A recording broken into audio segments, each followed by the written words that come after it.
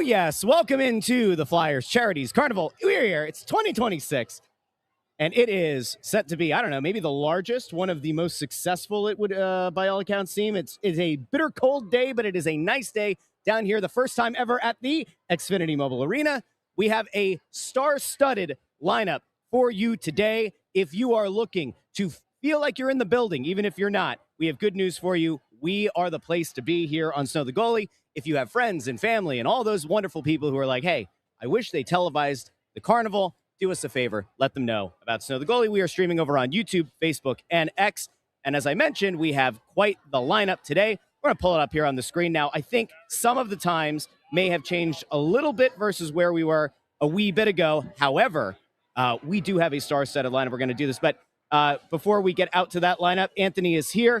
Bundy is here. Intern Andrew is preparing himself to go into the dunk tank. He is here, and we have a loaded lineup. Gentlemen, how are we feeling today? I love the carnival. Yeah, carnival's a great day. It really is. I mean, you could even tell, no matter what's going on with the hockey team, the lines outside were mobbed before the event started, like 10:30. I got here. Everybody was waiting to come in. The parking lot was full. It's a great day. It is. It's the coolest event, I think, that any team in sports does. I really believe that. And yeah. You know, and I'm around the Phillies, and they have some great events, right? And they do some cool things for charity. This is unparalleled, what they do here. And I am very impressed year in and year out by what they do. And it's a fun day. And look, there's no question that right now things are rough for the Flyers. Like, we know it, right?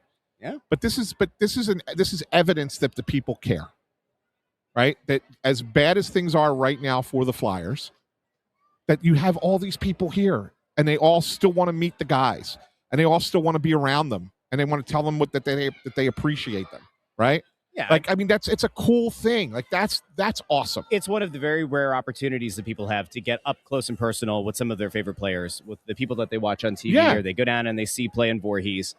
It is a cool experience. We are not going to gloss over the fact the Flyers are in a disastrous stretch right now. I know that there are a lot of people in the comments who are looking for blood. I said that there are questions to be asked. We will ask some of them. I'm sure that we are not going to satisfy or satiate the people who are bloodthirsty sharks right now. No, you Keep in mind, it is the Charities Carnival. Yes. There are questions, right? And I'll show you the lineup right now. And I will tell you that despite some potential... Here's the thing that you need to understand. Me? Yes, you. Yes, you need to understand. I can't wait to be talked down to at the Charities Well, Carnival. no. That's what I'm going to do. Mm-hmm. I'm going to be dad for a second. Uh-huh. Okay? That he thinks he has to tell me. The bloodthirsty sharks Yep. are a minority. They're not. They are a minority. Okay? Sure. Yeah, the bloodthirsty ones. There's people that are upset and people that are angry. Okay. And that's fine. The super bloodthirsty ones, I agree. Yes. Yes. Yes. That's who you cater to. There are definitely people. That's who you're catering to. Sure. Yeah. But anyway. Okay. Anyway. But yeah, it's going to be a big day today. We got Dan, I think, is the only one that's been adjusted on time. Yeah. So here's the lineup for today. We'll bring this over to the people right now. So today on the show, as we said, it is a pretty damn near, I would say, among maybe the most loaded lineup down here today. Dan Hilferty will be on the show. Head coach Rick Tocchet will be on the show. Todd Reirden, an assistant coach, will be on the show. Wayne Simmonds, who everybody loves, will be on the show. President of Hockey Ops Keith Jones will be on the show. Jim Jackson and Brian Boucher, the voices of the team, will be on the show. Cindy Stutman, who was here the other day, she'll be here to talk about the logistics. Most regular guest. And everything that's been going on around the Charities Carnival. So we have a lot to get into. We have a lot of guests. Intern Andrew's going in the dunk tank. At some point, I'm going to go walk around the arena. I have a little bit of equipment, a little extra equipment that I picked up this week to try to do some live hits, maybe give you a little break here and there throughout the show. So we'll be trying to zoom around, show you, for those of you who were like, I don't know, should I go down? Should I not go down? Whether you get here this year or not, we'll show you reasons why it is certainly worth doing in the future. What you're going to do, and it was your idea, and it was a great one, to wander around and I can give butter in my biscuit. I could give you props. Butter in my biscuit. To wander around with the camera and a mic, environment of the carnival. Yeah. You know, we are making up for what NBC Sports is not doing. Correct. Right? Like, that's what they should be doing. Correct. Because obviously, I mean, look, there's going to be however many thousands of fans that come down here today, which is awesome. Correct. Okay. But there are so many Flyers fans who can't be here and would like to watch it on television. Correct. And they're not. So we're going to give them the opportunity. The people who can hop on here with us on Snow the Goalie, we're going to give them the opportunity to on TV. And it was your idea, and it was a great idea. And so you bouncing around and getting that stuff is going to be really cool. I think it's going to be a nice benefit for the group. Bundy, where's the butt here? I feel like he's trying to butter up me up here and then gonna lambaste me with something. I don't know. Bundy, real quick, as a player, right? You spent most of your career here. You did go elsewhere for a wee bit. For a couple of weeks. Is there anything that you can think of in this sport that's similar to this carnival or near this level? I've been around and I've been around other teams. I don't know of anything that I know some teams do certain things, but I just don't know if there's the ambition that the fans have here in Philadelphia for this event that they do anywhere else. Well, keep in mind, like, this was kind of the OG, right? I mean, this is the 49th anniversary of the first carnival. Yep. And I'm not sure that any other team has something that's that long. Right. That's been that sustaining over time. Right. Yeah. And I think that's what makes it so unique and so special. Yeah. It's because of that. Hey, by the way, Bundy, when you said you were on another team for a couple of weeks when you were in Dallas, did they have you in a hotel the whole time? Is that what it was? I was in a hotel, and then I was there for like 2 months, and then I had an apartment for like a month and a half. Did you really? Yeah, okay, I didn't know if you were. I didn't know if you were stuck in a hotel the whole time. I was for quite a while. Then they finally said just get an apartment for like one of those monthly rentals. Yeah, and that's what I did. So completely like furnished or anything? It was furnished. Yeah, was it really? Okay, yeah. All right. It was fine. Just curious. Like, I didn't know what goes into that. Like when you're there for such a short period of time. It's like getting smacked across the chops for sure because everything's different than what you're used to. You know? Right. So that was weird. Yeah. I've actually been told the first guest today, head coach Rick Tocchet. Oh, really? So Dan's going to be later. Yeah. Yeah. Okay. That's what it seems like. All right. So I think Toc is scheduled for 11:30.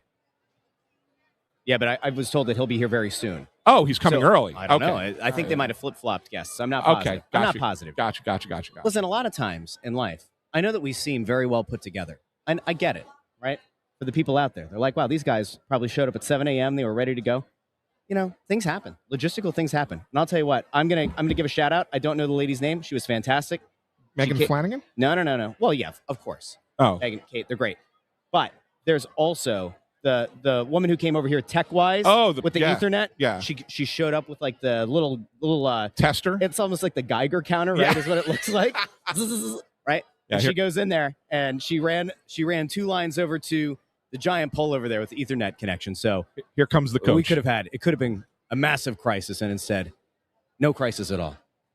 Yeah, Bundy's doing the introductions over here. Hasn't talked to him in a bit. So we'll have Toc with us here momentarily. Look, they're duking it out right now. Yeah. And the dance floor. I love it. I love this conversation that's taking place. Yeah. Like nobody can hear it. Right? Yeah. It's a good one. It's a good one. I mean, we could jack the mics up here. No. I'll turn down the mics. So we've got this going on. We got a bunch of the other people coming on a little bit later on in the show as well. I don't know what's going to happen when we rove. When we rove around the arena, that's going to be something. It will be something. I'm looking forward to it. I think it's going to be perfectly chaotic. Intern, what time are you going in the dunk tank? 12:15? Yeah, so he's got to be down there. So if you're not down here by 12:15, do yourself a favor. Get down here by 12:15 and come dunk Intern Andrew in the dunk tank. Because if there's one thing that we need on a day like today, we need to throw Intern Andrew into the dunk tank. He said he's not going to let kids dunk him on purpose. Intern. So, is that right? Which I think is a violation. Yeah, he's got to let people dunk him. He's got to let kids dunk him. Yeah, kids are going to go push that button, and you're going to fall right in. Yeah, exactly. What's the appropriate age threshold there? By the way, welcome to the show, head coach of the Philadelphia Flyers, Rick Tocchet. Thank you. What's the? Did Bundy do the dunk tank? I can't remember. I didn't know. You know what? Yes, I did. One of the years when I was a player, I did it 1 year. I'm trying to think if I saw you in there. Yeah. Did you do it, Toc, back in the day? I don't think I've ever been. Yeah, maybe I have. Yeah, I think we all had our turn in 85. Now they have like 10 guys doing it now, and ladies and gentlemen and everybody. It's always the rookies. Yeah. It's always Yeah. Well, no more. You guys aren't. I don't think it's allowed anymore. Is that a health thing or something? Yeah, I think it is. Somebody I get think, the flu? so we're sending our intern in later today. Okay. He's going to go. He's going to go in. But he's not playing along with the idea that a kid is allowed to just come up and push the button. So I don't know. Yeah. I ended up in there last year, and I was like, you know what? When it's like a 7 and 8 year old, a 5-year-old, sure, go up, push the button. Yeah. But a 14-year-old, like, listen, you gotta Draw work the on the line. aim, the accuracy. You gotta draw a line somewhere. You know, what are we doing? So what's it like for you to come back to this now? I mean, you used to be part of this so many times for so many years, and that it's still going on. This is 49 years later since it began. Like, this is kind of special, right? Yeah, it is. Been gone a long time. Yeah. The great thing is, like, and I just was talking to Bundy, and the time under my career, that team, like the Bundys and the Berubis and the Jonesy, like what do you call it? Johnny Leclerc now is part of our staff. Mark Recchi brings back great memories. Right? Yeah. So that's the stuff I love. And then the people that I've known over the years getting back and reconnected, that's the special part for sure. And do you have any fond memories of some kind of like funny thing that you signed or something like that from your time here at the carnival? Yeah. Yeah. We just leave it at yeah. We'll leave it as that. Bundy probably You knows all got to that remember, Talk used to have the flow, right? Yeah. So he was probably in the picture booth all those years for all those young girls getting their pictures taken with you. Yeah. Now the stress, the hair stress. That's why I'm bald. Oh man, that's fantastic. That's fantastic. I wanted to ask you a question about where you guys are at this point. Can you where are you as far as dealing with adversity? You talked a little bit about this last night. Yeah. I've talked to Danny about this a little bit. What do players have to learn about dealing with adversity, and how do they get past it? And what can you as a coach and the general manager for Danny as well, what can you guys as an organization learn from how your players are handling it? Yeah, you have to learn a little bit as a new guy coming in about the past and what's going on, and then who's aligned with what. But preparation is everything to deal with adversity, pressure, to go where you want to go. Listen, when I came in with Ed Snyder and near the late of my career, from Dan Hilferty now, it's all about the Crescent culture for me, and that's the only way you get out of certain things. Yeah, you got to draft well, you got to develop players well, you got to do the right things off and on the ice. That's what it is. That supersedes everything. It's not about individuals, and that's the only way you're going to get out of it. There's no secret to that, and I'll go to my grave with that. And that's from the success I had in my career. And I've had some pitfalls, but that's always superseded. The great memories of the great teams, whether you're coaching or winning, is always that. So that's what you're trying to, bring here. That's really what it comes down to. And when you talk to these guys about it, like obviously earlier in the year we heard about all the buy-in. They were buying in. When they hit this rut, do you still feel the buy-in? Do you still sense the buy-in? And is it a little bit? Are they questioning what they're doing now a little bit? No, I think. Listen, when you there's some expectations. 3-4 weeks ago, you're a couple points out of first, and right. There's some big expectations, right? And then things hit, right? The schedule was our favorite, guys. Listen, I'm a realist. The schedule was our favorite at the beginning of the year. It hasn't been the last month. Every team's got to go through it. Is there a buy-in? Yes. I think, Yogi or Cisco made a good point, and I'll share with you guys, like, this is an unselfish team. It really is. They love each other, but they do selfish things on the ice sometimes, and they don't mean to do it. That comes from experience. There's ways to do things and learn how to learn through adversity. Starts of a game, handling a 3-0, you're up 3-0. Like, are you doing the right things? And that happens at practice. That's coming into camp in shape. That's eating properly. That's like living every day the environment. That's on me to create that environment. There's no secret to it. Doc, what happens with a team? You structurally, beginning of the year, you guys were really locked in, dialed in. You weren't losing 2 in a row. Where did it go wrong for you where the backdoor plays opened up and there were more chances that were taken part of against you guys? Well, the confidence. Is that what Yeah, there's confidence. Listen, I get it. People are mad, right? Why are they getting leaky goals here and there? Why is the weak side? I cannot stand. Funny, you know me when I played and when you played. Yeah. Weak side goals is the Antichrist. You cannot give weak goals up or weak side goals up, and that's a lot of adversity, right? One guy makes a mistake, the next guy goes, "I'm going to go over there and try to help him out." Instead, it's no, just stay here. Let the goalie have that shot. He's got a better chance. Now, if you look at Vladar, he's had obviously a great season for us, and he'll even tell you, he felt real comfortable in that because he knew where the puck was coming from. Now we're kind of like, we're not quite sure. And we got to give the goalies confidence because when you're playing post to post most nights, it's tough. So that's my job to correct it. Get guys like York and Drysdale. Dude, hey, no, you're good players. You guys just don't worry about like trying to cover for somebody's mistake all the time. Like worry about your position. Listen, look, you got Mate, you got on our left side, you got Grebby trying to be an everyday guy. Barkey, who I love. Yeah. This guy is every day tries to do the right thing. They're experienced guys, so you got to, they're going to have some pitfalls, right? And they got to have to learn certain things. And that's just what the world we live in. I mean, they're not excuses; it's just part of it. But it's up to me to correct this stuff. Does the way that the season has gone now, because I will always be honest with you about how I feel about things. Right, the first half of the season, Vladar played significantly better than I think you even could have expected. Anybody could have expected. Right, when he went out, it kind of felt like things maybe kind of fell by the wayside, right? Yeah. And so then you kind of wonder, all right, was a goalie playing beyond a career year for him? Was that kind of covering up some things with the rest of the team, right? Like, yeah. Well, I mean, you can talk to John Cooper, Vasilevsky. I mean, he can, like, he's a great goalie. So I mean, I don't know how to answer it. Like, Vladar came in prepared to play. He got a goalie. Some guy, I guess, helped him with his lateral movement. He put in the preparation. Yeah. Did he cover some of the mistakes? Probably, but every good team has that. So, yeah, you can't apologize for great goaltending. Yeah, absolutely. Has the fact that this has kind of gone the way that it has for the last few weeks, does it maybe as a coach now, you're going to still try to win every game. That's important, all that. Does it loosen the restrictions maybe a little bit that you have internally about like, all right, as we are trying to win every game, when you talk about the Barkeys of the world, the Michkovs of the world, obviously like that's a longer term important thing for you, for everybody. Yeah. Does it loosen up some of those like maybe rigid restrictions that you have on a guy specifically and the role that he was expected to? What are the rigid, like this is where I have to, what are the rigid, like I'm not telling a guy not to take a guy one-on-one or come out of the corner and win your battle or take it, or make a smart play, make a play, a rush play or whatever. Sure. But there's times and places for that, and you gotta, was there restrict, you got no speed through the middle, you got four guys on you, you're up a goal. Is it the time to try to do a pack pass in the middle? No, winning teams don't do it. No, do you do it once in a while? Yeah. Do you want it? I want a guy to be creative. I want a guy to come out, separate yourself and take it to the net or deke a guy in and out. Nobody's telling you not to do that. So, we want that. Trevor Zegras, came from a situation last couple of years and he's thriving. We have, I think Forrester is a guy that his arrow's been going up. We have a lot of guys that have arrows going up. We just got to continue on that, and it's my job to continue that arrow. But it is true. You got to free up. That's my job as a coach and the staff is to free up their mind. Yeah, and like to be clear, like when I say free up too, like I look at it like this, right? Yeah.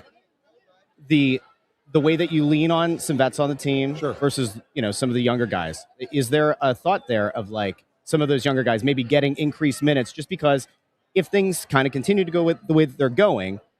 Is that part of the long-term development? I agree with you. I think the start of the year, when you're losing all the time and you're losing 6-5 or 4, and you're playing April hockey, doesn't mean nothing. Sure. You got to try to get young guys confidence. And development is getting pounded every night. So you try to some semblance together to put some kind of structure where you're somewhat in games. Yeah. Yeah. You got to get some players in the lineup that you're going to learn the mistakes. But what are the mistakes?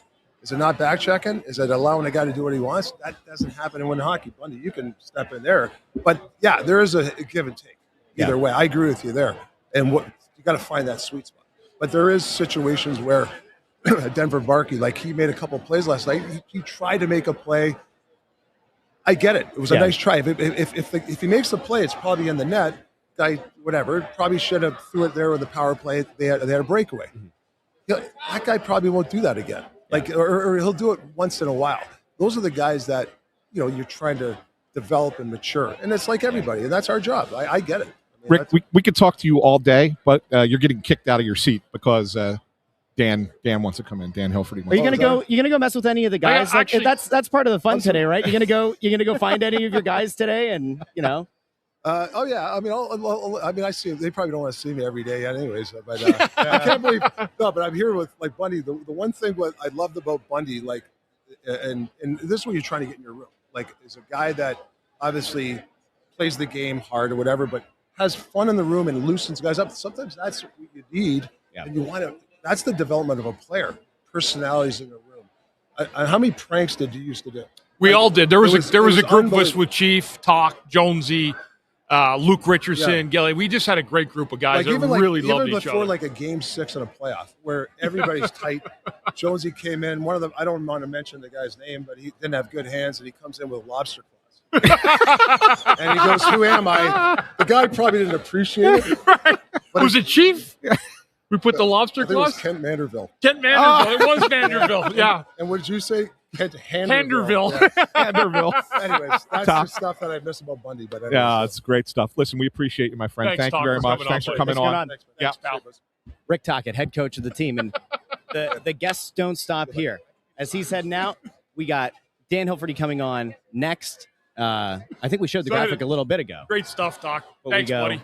We go. I'll Todd, reach out when you get back from Hilferty, Italy, all right? Keith Jones. We've got Yeah, more I of do all the the. time. We used to- We've got more of the people you want to hear from today, I would say. And I think we're closing out today with Boucher and Jim Jackson. So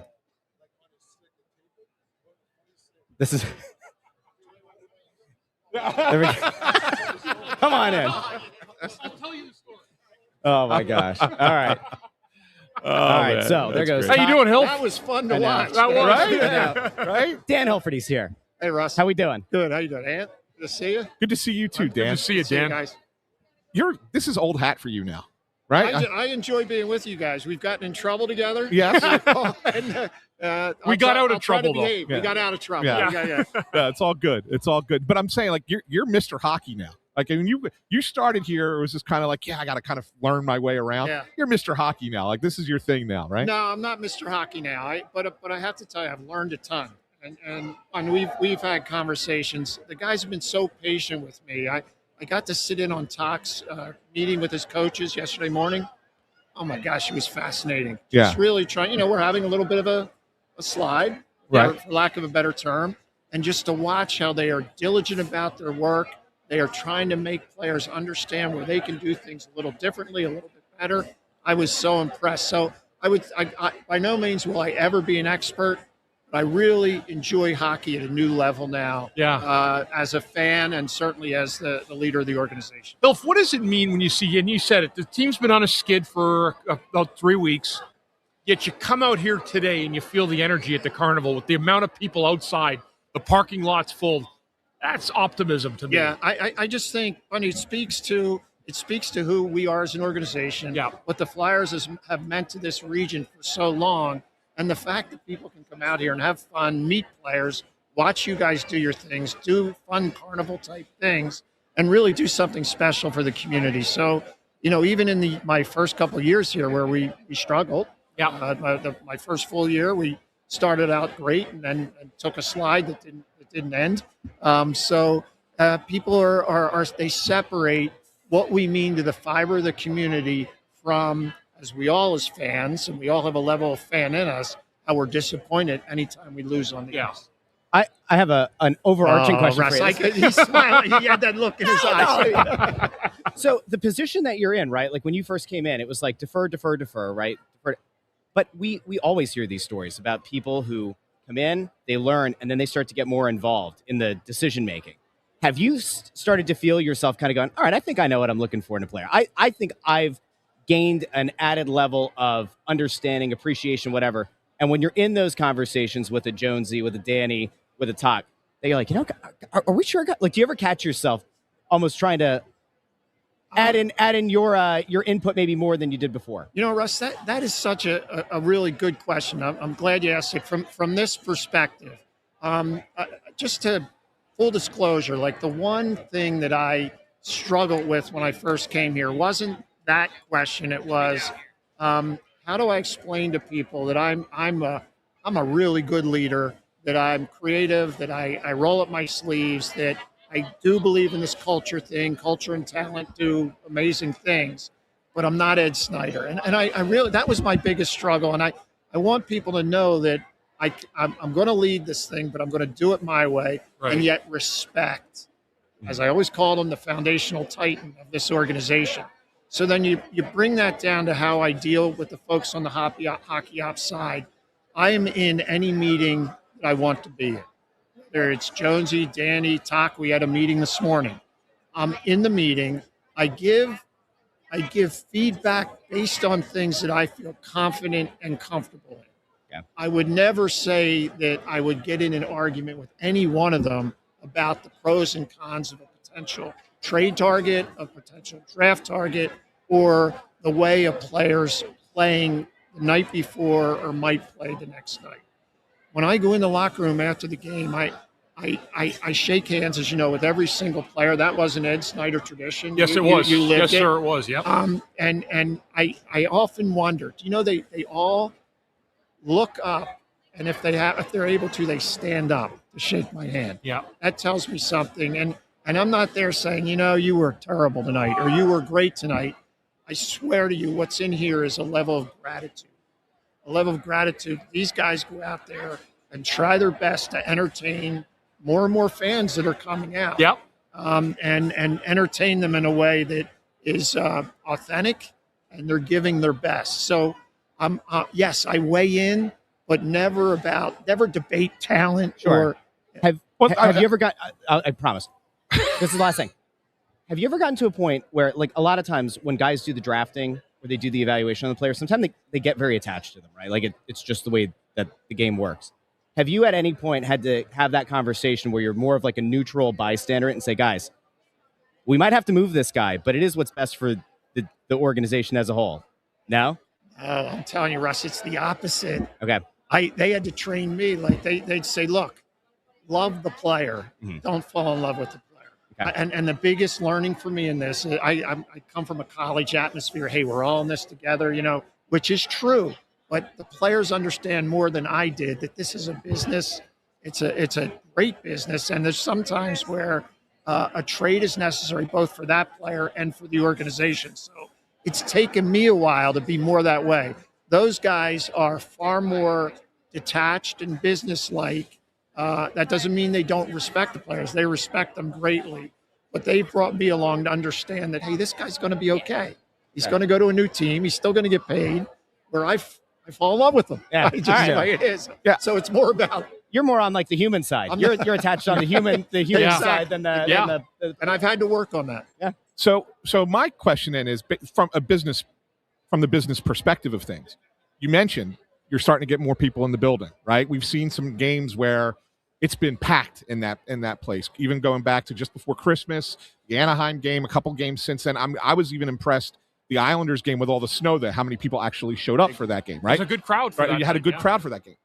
So obviously with that, it means that people are paying attention. But it also means that now the spotlight gets a little bit harsher. So when you look at it from a business perspective, are you still on board with the same, this is the way it's going to go, this is the development, the process, that we're, however you want to phrase it, that we got to stick to this timeline that we originally thought?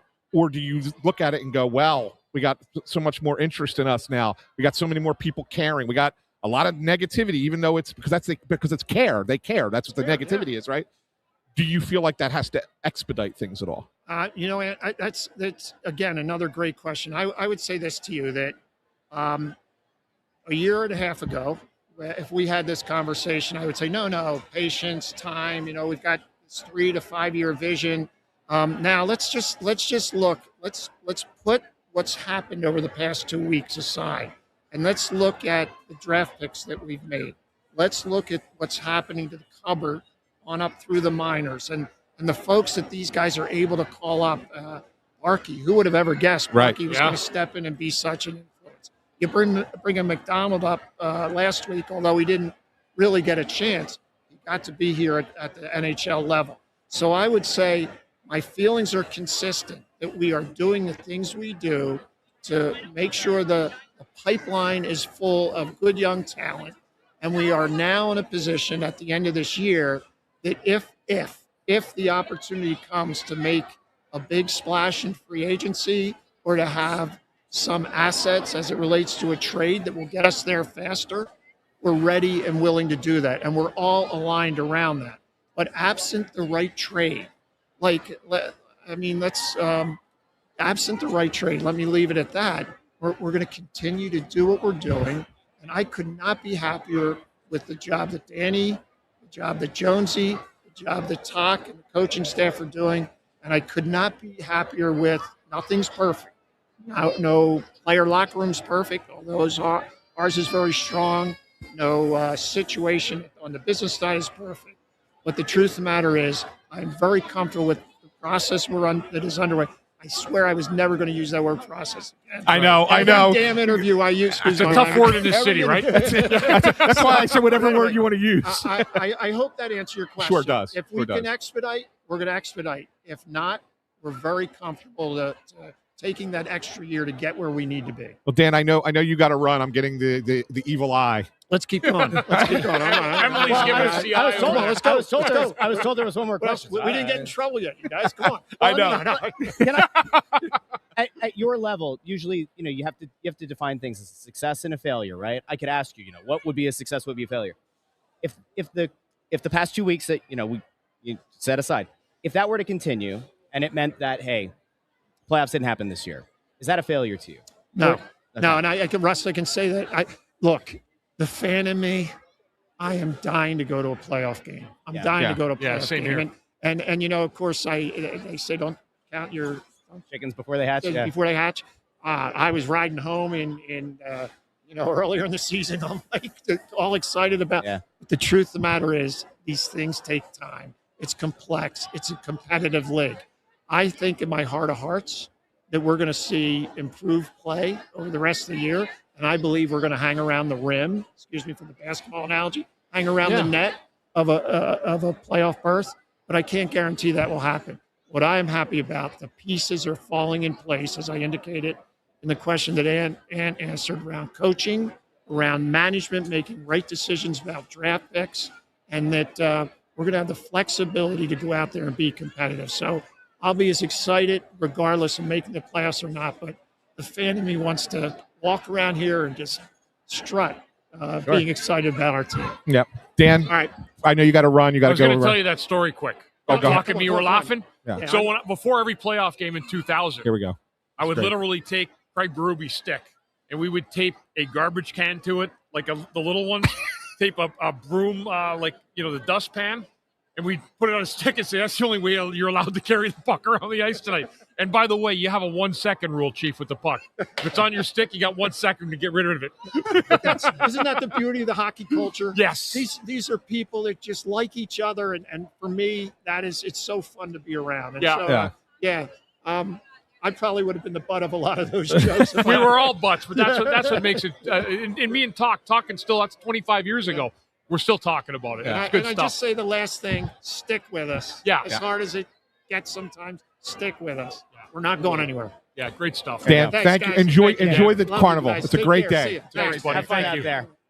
Dan Hilferty. I feel like Pierre Maguire saying, "Have fun out there." Yeah, gotta have fun. So, Talk was here. I need to step away for 1 second. Yeah. Yeah. I got Grace from On Patterson is here. She just has a question for me. I thought you were going to tell me that. No. We were. I thought No, somebody's in trouble. Nobody's in trouble. No, nobody's in trouble. Here he goes. All right, I'll be 1 minute. Here we go. Anthony bailing. What else is new?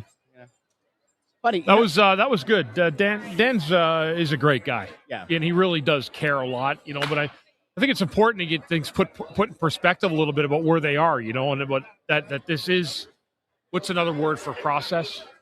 I hate that word too, especially in Philadelphia, because it's been the crux of the Sixers. Yeah. And but I think there's an understanding.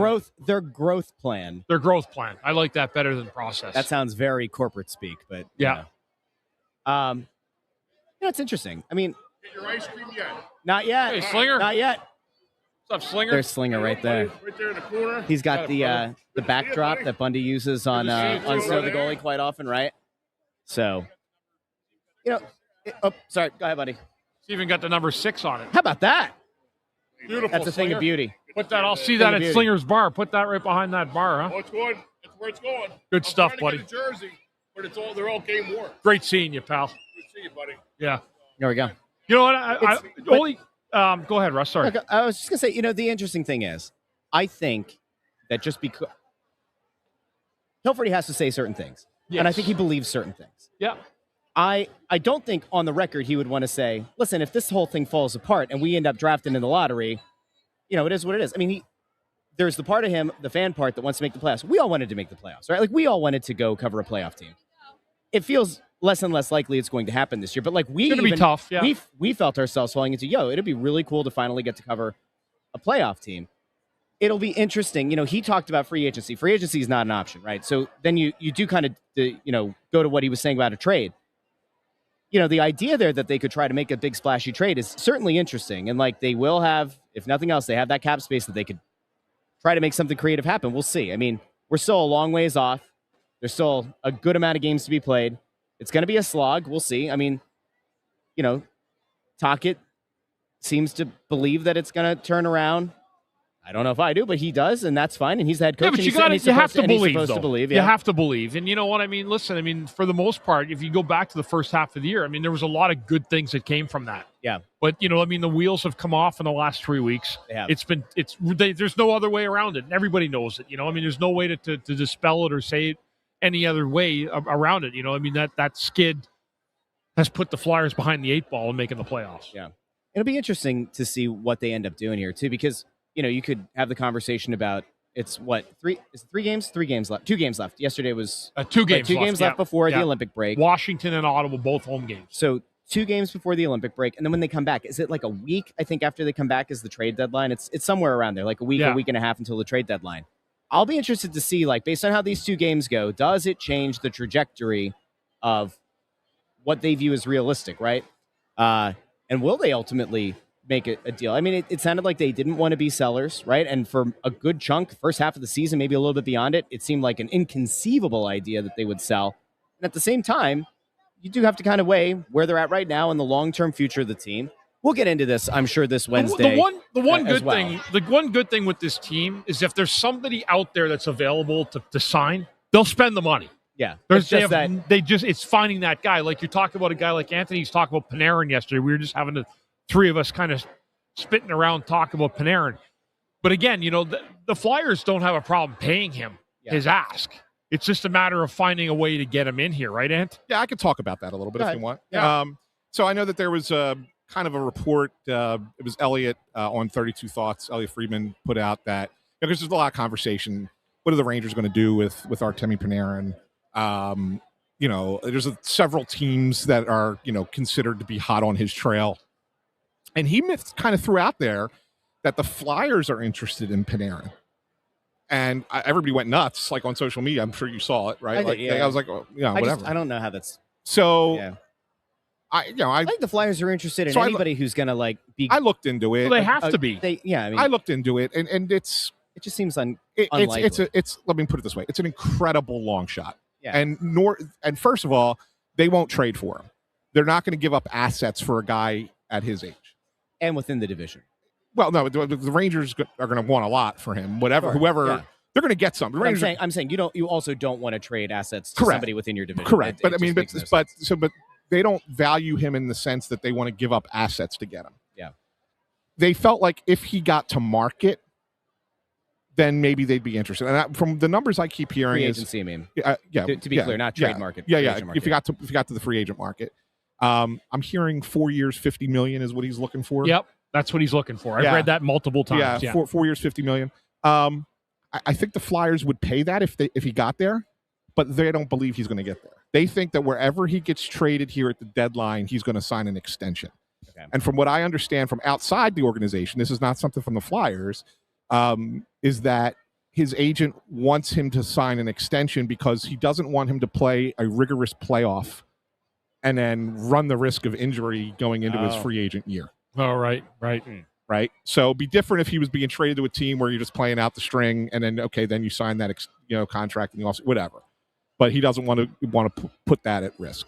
So that's kind of what you're looking at. So Panarin, are the Flyers interested? As Elliot said, yeah, but not anything that anybody should get all excited about. And they do have kind of just so people can kind of get peeked at it a little bit or look into it. Panarin's father-in-law works for the Flyers. He does. He works with Mishkov. Yeah, he works with Mishkov all the time, which is an interesting thing. And I think that I think that means that Panarin probably has a little bit better idea that what the Flyers' interest is, and maybe has an idea of like what the people are like, the players are like that would be here. But I don't necessarily think that it's going to come to even come close to being a possibility. I think that wherever he gets traded, he's going to sign an extension, and that's where he's going to be for the next few years.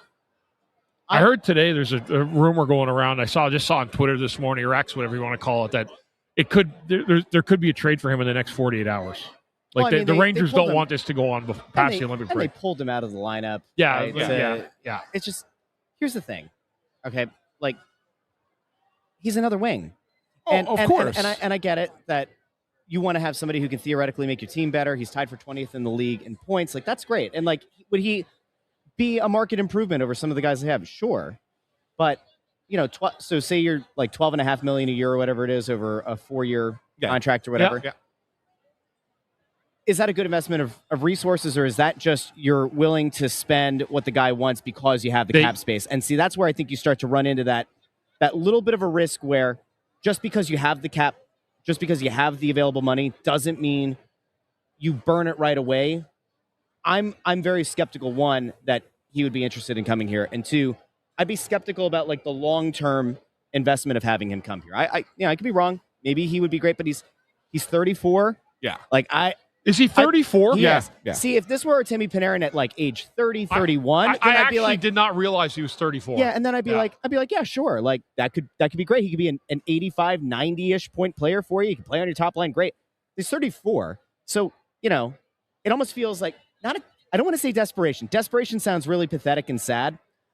But if you were to go and give him that contract at that age, at that position, that's not a position of need necessarily, I would wonder if that's, we couldn't, free agency didn't come together. The top free agents are gone. I don't know. That to me would almost be like a panic move to sign him from where I'm at. It would make them better. It would certainly make them better. But I think it would seem panic-ish. 34. I thought he was 32. I did too. But he's 34. I did too. Yeah, I did too. confirm. I did not realize. That changes the calculus a little bit. Yeah. So, anyway. He's high-end skill, though. There's no doubt about that. Yeah, for sure. Definitely. This is a great crowd here today. Hey, I actually wanted to bring this up, guys, while we have a moment here without any interviews.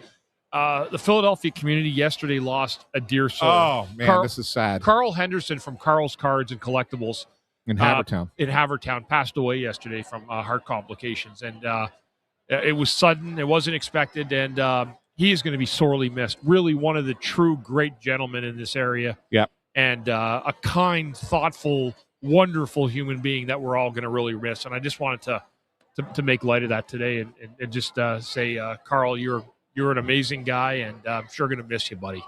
Yeah, that's a sad one. And I know, Russ, I know you didn't know Carl, but that place has always been. I used to go in there as a kid when I was collecting baseball cards and things like that, just to kind of get. And it became such a popular destination that anybody and everybody in this town was a who's who of signings there, and people. And it was this little card place in Delaware County, and he was. Huge hockey fan. He always had Flyers out there. He would have been here today. Would have been here today. Yeah. Absolutely would have been here today. Like just that awesome of a guy, and always was welcoming to anybody who walked into his store. And it was just he did a lot for a lot of older alumni in this community, that guys that didn't make a lot of money when they played. Yeah. He would set up something for like a couple $1,000s for them to come sign autographs, and he'd pay the guys. Like, just a generous human being. Yeah. Just amazing. Shame. Just amazing. Real shame, yeah. So, sad day. Hey, just to kind of update people on where things are at right now, we showed this a little bit earlier on in the show. So our first two guests of the day have been here. We've had conversations. If you missed it, you can certainly go back on YouTube, Facebook or X, and scrub back to them. But, of course, we also have Wayne Simmonds coming up, Keith Jones, Cindy Stutman, Todd Reirden, Jim Jackson, Brian Boucher.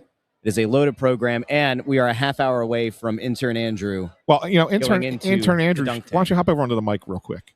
Come over here just for a second. You're gonna make him walk in front of the camera. Well, he's gonna have to do eventually. He can walk around. He can walk out there and around. Gosh. He doesn't have to. He doesn't have to You climb can walk. in You front can of the walk in camera. front of the camera, Andrew. Whatever Just you- don't trip any wires. You know, that's the That's concern. that's the That's what concern. Russ is worried about. You're damn right I am. Oh boy. There we All go. right, there we go. There Hey we guys, go. look at it. Yeah. So Andrew, what's this? You excited for this opportunity? Here's the best way that I can describe it. Yeah. It's like when you're waiting in the waiting room at the dentist office, and you're like, "I've been dreading this for weeks. Let's just get this over with." So I'm ready. Just hit me with everything you have, and I'm just gonna suck it up and do this. Wait till like 8 kids come and just smack that button. It's all I dreamt about last night. Yeah. That's You what's dreamt going to you dreamt happen. about kids. You're in there dunking for you in what? the dunk 15 tank. minutes? I don't know until It they might be a half hour. until they tell me I'm I allowed think to leave. I think each I think I was in there for a half You bring hour. your bathing suit? well, here's the it's thing. under my pants right now. So yeah. each outlet, Are I you going to think, strip down on camera? no.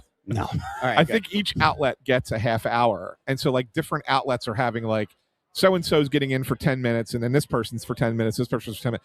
We decided to just send Andrew, so I think he has to sit the entire half hour. Oh, okay. Yeah, that's fair. That's totally fine. Yeah, It's totally fine. and I think Russ, are you going down there to video this? I can neither confirm nor deny Okay. whether I'm going to go check out Intern Andrew the Dunk. Yeah, I did video him last year on the potato cam, but I have a not potato cam. So Yes. we will find out. I'll be in 4K. We'll find out Yeah. around 12:15. I kind of don't want to get there when Intern is like pre-dunked. I want him to look like a drowned rat before. I'm going to look like Jack Dawson by the end of this. So let me ask you this: Are you going to be chirping the people as they throw at you, I don't know. or are you going to just sit there quietly? I don't know. I want Superfan Eric to go down there and dunk Intern Andrew into the. I'm into sure the that'll tank. happen. Yeah, I think he needs to go down there and just slam the button. I don't want to. Maybe chirping them would like motivate them though. So I don't know if I want to do that. Now it throws them off their game. Okay. I chirped everybody last I try to year. get in their dome. yeah. I only had one person legitimately hit the target. The rest were little kids who ran It up was and hit more the than button. one, but it was only like three or Yeah, four. yeah. But I might have hit my head on. just I might have hit my head on I'm the board. ready Maybe for I had a everyone to concussion. just cheat. It's going to be funny, Andrew, Everyone's seeing you in gonna there. cheat. We're going to Yeah. love it. Poor kid. And the water should be real nice and Yeah, clean.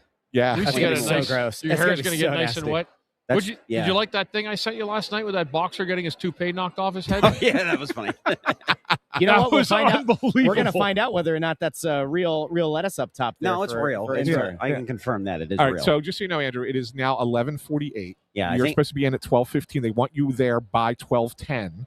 So if you want, you should go in now because you got to go into the NBA One locker room down there. You got to strip down. Yeah. I have my bathing suit on already. No, but It's you got under my pants. where are you leaving your stuff? You got to leave it in the locker room. So you got to go in the No, locker room. I didn't do that last year. I did not go Yeah, into the locker you room just last drop year. it behind the tank. And then it gets soaking wet. Not if They'll, when No, you it get down, doesn't. when you get down there, they'll show you where to put your You stuff. do what you want to do. I'm going to. You do what you want to do.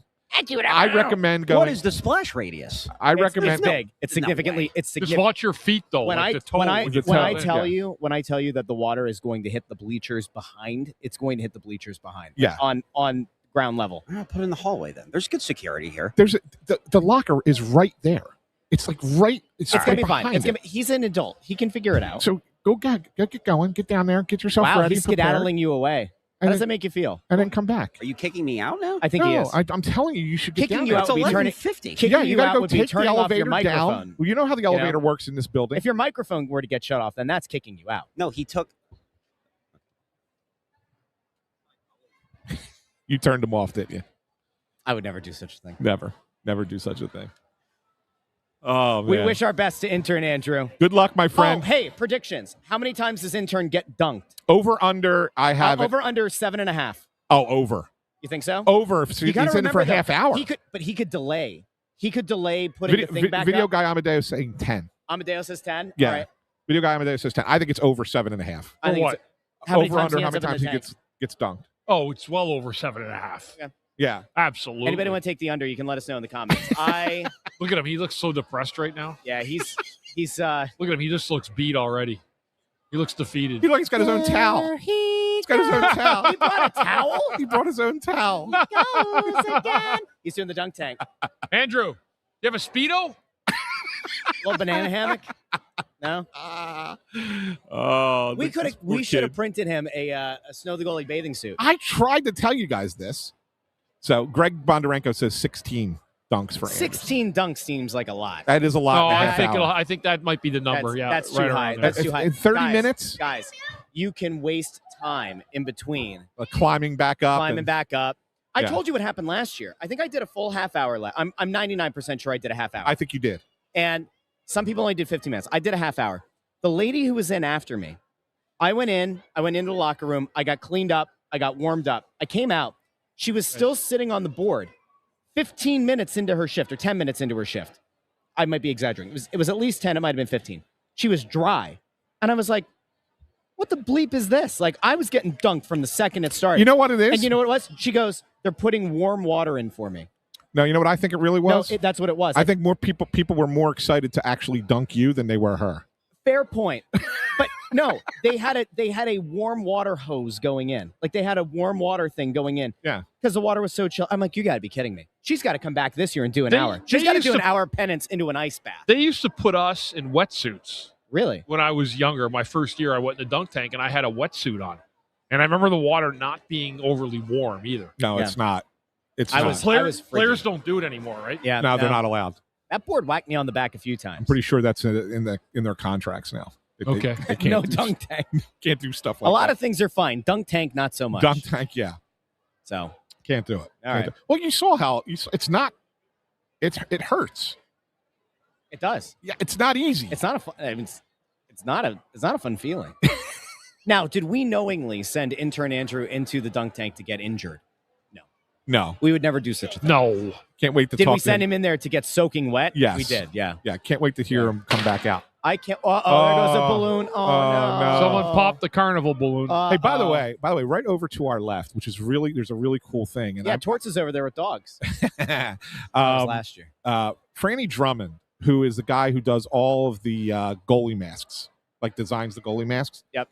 He's got all his goalie masks over there. I was talking to him beforehand, and actually, Dan Vladar came up just before we came on the air, and he had not seen it. It was the first time he'd seen his Olympic goalie mask. It's over there for Czechia. So it's really cool. And he said that if we want to bring him on, he'll bring the mask over for. That's Yeah, cool. yeah, we should absolutely get. Yeah. Yeah. Let me 100%. go over and grab him and see if we can bring it on. So we have a couple minutes, right? They got a nice line. No, over they there. don't. This line is. Who's for our over next here. guest? I don't Do know. we even know? I'll pull it up. I think I had it it's Simmer is our next guest, right? Is he set for 12? I think. Something Yeah, like that. I think it's Wayne Simmonds is our next guest. I mean, Ann, if you want to go, yeah, I'll grab him. Look, that Ant keeps being the one who wants to get up and walk. Well, away. do you know Franny? If you want to go I ask, don't need to know Franny. right? Then I do. Yo, so that's the Fran, how you difference. doing? How Yeah, you let doing? me go grab him real ask quick. you a He's right question. here. You want to show us some masks? You want to come on over and show us some masks? Bundy, is that one thing that I don't know? Goalies get to have fun with their masks. They get Yeah. to do stuff that means something to them. Yeah. As a player, did you ever go, it actually would be kind of cool if as a player you could do something similar with your helmet? Yeah, I mean, look at Europe. They put stuff all over guys' helmets. Yeah. You know, in those European leagues. The advertising is unbelievable. I mean, I guess it would have been fun if you could do something, but I mean, you want to be in unison with your team. You don't Yeah. want to look like a bunch of clowns. Yeah. You know, where you have all kinds of stuff that you Sure. personally put on your helmet. Yeah.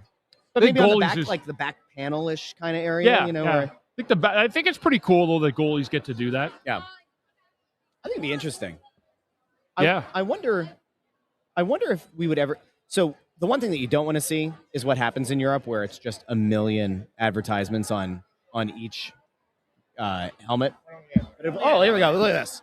What's up, Chris? This is a thing of beauty. Hey, how are you? Good to see you. Good to see you. Check Look at that. That's beautiful. check this out. Go ahead, throw the headphones on. Lottie's mask. I Look at that. just put it here because it put it in the middle, but That is a thing of beauty. Thank at you. that. Look at that. So this is Franny Drummond from Paint Zoo, right? Correct. Yeah, Paint Zoo Studios, and he does most of a lot of goalie masks in the NHL.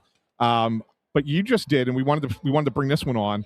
That's for Dan Vladar for the Olympics. that's the official one he'll wear. This is the official one. Okay. He actually Holy stopped smokes. by real quick just before he went up to sign. yeah. Just to check it out. So how long does something like that take to paint and to produce and to get ready? Usually about 2 weeks. 2 weeks. Okay. Yeah, give or take. It depends on like we've done Markstrom. Yeah. And Markstrom's very elaborate with a lot of his paint jobs. So give or take 3 weeks. Okay.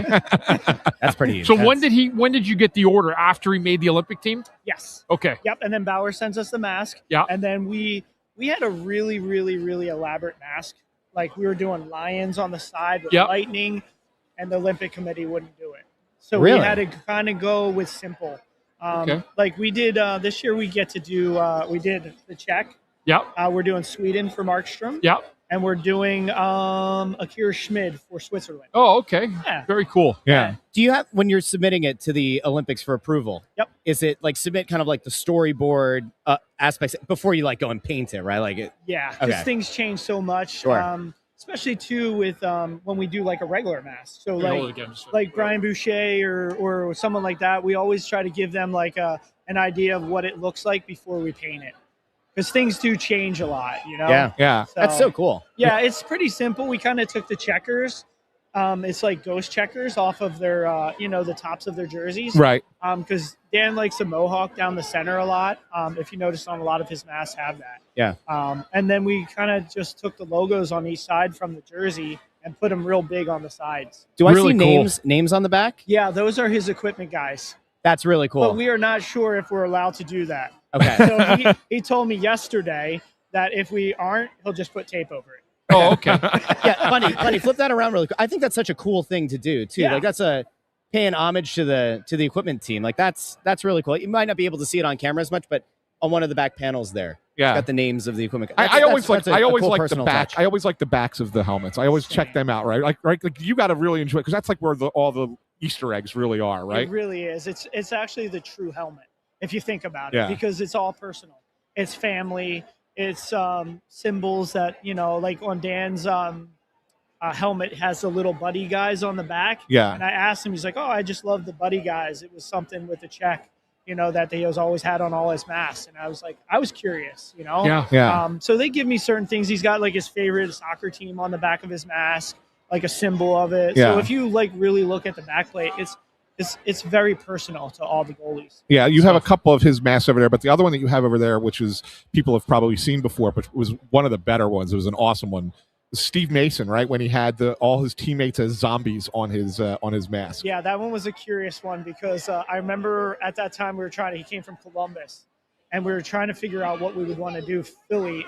And even like with Vladar this year, he came to Philadelphia from Calgary. So we were trying to figure out like, what do we do? What do you want? So we went with some history on his mask this year. But with Mason, he was so into The Walking Dead. Yeah. So he's like, dude, make everybody zombies. And I'm like, oh. Like, am I going to make Simmer a zombie? Like, I don't want to deal with Simmer. Right? So it was kind of like, that's kind of where it came from. And it just kind of stemmed from there. Pretty cool. I actually think I made, Giroux, and I made a bunch of guys zombies.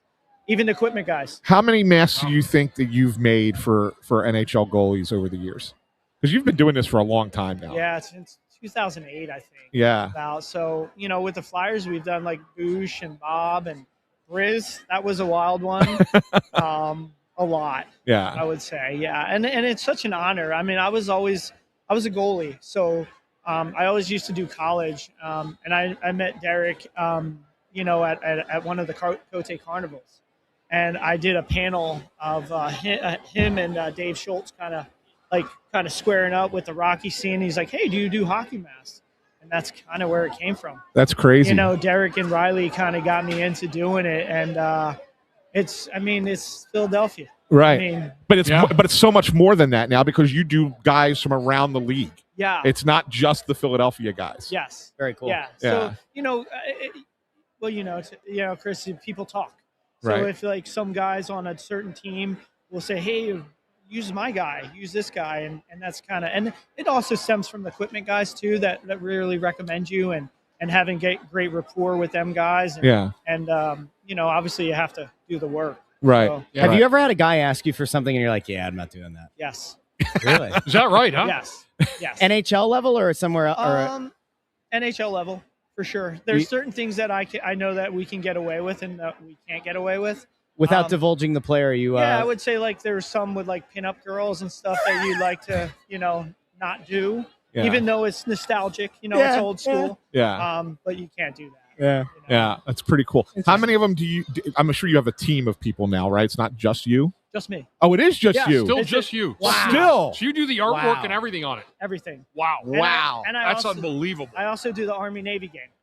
Wow. Yeah. So we do 282 helmets for Navy. Holy smokes! Wow. So basically, And I they don't- were cool. I Thank remember you. seeing them. Yeah, they I were don't really leave the shop much. Kinda. All right. Well, Yeah. hey, Franny, We I got to kick you out because Oh. here comes Simmer. Oh, I'm out anyway. Yeah. All right. But Thanks for thank coming you on. so much for Thank you. stopping Appreciate by. it, guys. Yeah. I Paint Through appreciate you. Studios. Franny Drummond, one of the best. Fantastic. One of the best. That's next level I'm stuff. out, dude. I'm out. How about that? How about that? Pretty cool, right? That it's we always say that you never know who's going to pop on the show. Yeah. And like we definitely had no idea that he was going to be so close today. Yeah. And we got. I mean, that's kind of an exclusive, right? That Yeah. we Yeah. first look at First look at the Vladar's his Olympic mask. mask. Very very cool. Very cool. All right, coming on to the show now. How many times has Simmer been on here? Three This is times. the third. I think this is his third. We got the Third time. great Wayne Simmonds joining us. Simmer, welcome to the show, buddy. Thanks for having me, you guys. How you Awesome doing? to see you, man. Everything good? Yeah, everything's great. We just actually had our first child. So, Congrats! There we go. Congrats! Way to go, it's Simmer. been a busy 3 years since I've retired. Yeah. We've had 2 kids in the last 3 years. So, Good for you. yeah, we're working. Yeah, awesome. good for you. Good for you. That's Good great for you. stuff. Thank you. You must love coming to this event. I love it. Love it. Like it's Great. one of the marquee events. Like you don't get to see this that often. I mean, you've been around the NHL, but you've Yeah. traveled elsewhere as well. Even in sports, I mean, every team's got some kind of charitable thing, and it's Not great like that they this, do, but though. nothing Isn't like one this, of the right? biggest in North America running, Yeah. right? Yeah. So Yeah. that's like, I think it's been like, I don't know how many years we've been doing the Flyers charity, but I've been a part of it for, I want to say I played here for 8 years. Been back for the last 2, so 10 years total for me, right? So Yeah. it's amazing. We have the best fans in Philadelphia, and they show out in spades every single time. And it's amazing because, I know the team had a good start to the year. They've had some hiccups the last 3 weeks, but the fans still come out in unison for the team. Every time.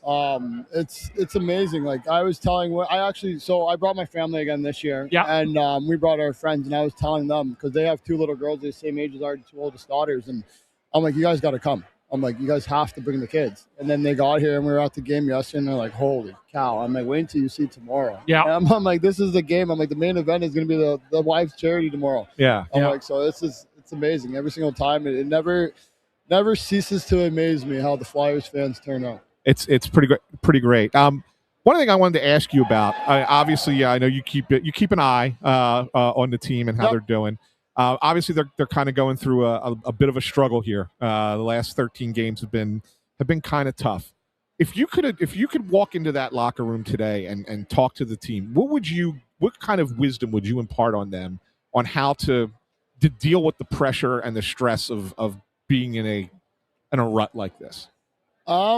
It's tough because I think when this happens, guys get their heads down and, they think less of themselves when they shouldn't. They've had, a great first half of the season. So from my perspective, I think, I don't think a lot of people were thinking, that the Flyers would be where they were at this point this year, right? Right. So, like, the expectations I know internally, as a player, they're probably a lot higher than what people think on the outside because, like, you have faith in each other, and you can tell that this is a tight-knit group. They battle for each other every single night. And, I would honestly just say keep your head high. You might not be where you want to be, but you're within striking distance, right?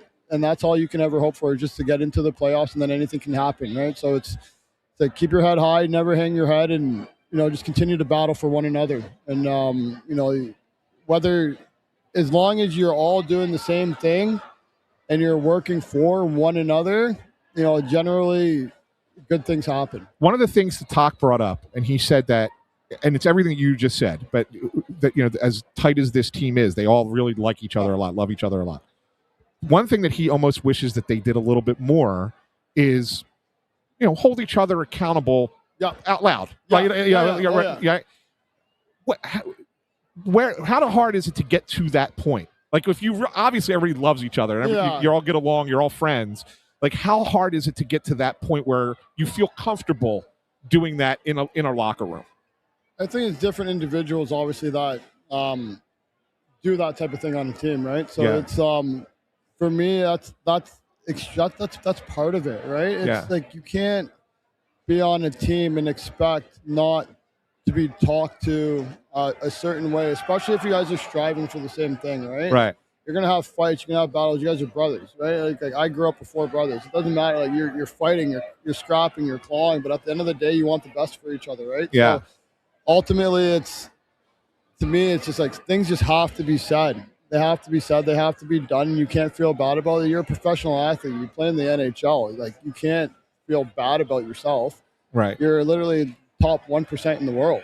Right. It is what it is. You say what you have to say, and you keep it moving. And you can't like take it as it's critical because it's more constructive than anything. Yeah. That's the hardest part, Simmer, when a team and the individuals on that team lose their confidence. What do you feel is the best way to get that back?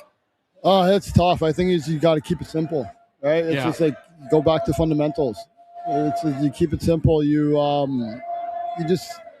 It's so cliche, but it's true. You're so right. True, right? Yeah. It's just like you keep it simple. You play the right way, and then the skill shines through. When you're trying to play a skill-based game, and you kind of just play outside of yourself, and you're not doing the right things, right? But when you keep things simple, the skill shines through because you use it in the right moment. It's not like you're trying to use it every time. You got to be smart. You got to use your brain at the same time, right? Like sometimes you don't always have to go through a guy's triangle. Sometimes you can put it 2 feet this way and skate around him instead of trying to dangle a guy, right?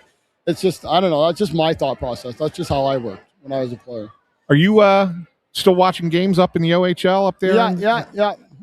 What are you seeing? Anything? You seen anything that's worth reporting to the public? I'll keep my notes to myself, but I'm doing draft eligible guys. Right? Oh, are you? So, okay, all right. So I don't see a whole ton of our guys. Like I've seen Judd a few times, I've seen Jack a few times, but for the most part, I'm just doing draft eligible guys. Okay. So it's there's some good players out there, that's for sure. It's going to be a good draft this year, you think? Some talent in that draft. Yeah. So for me, it's different because I'm also learning. I'm learning as well, right? Right. So for me, it's trying to think about where you're going to project the guys. Like, honestly, I could watch an NHL game and like be a pro scout probably way easier than it is to be an amateur scout because it's so hard to be able to tell where a guy is going to finish his career.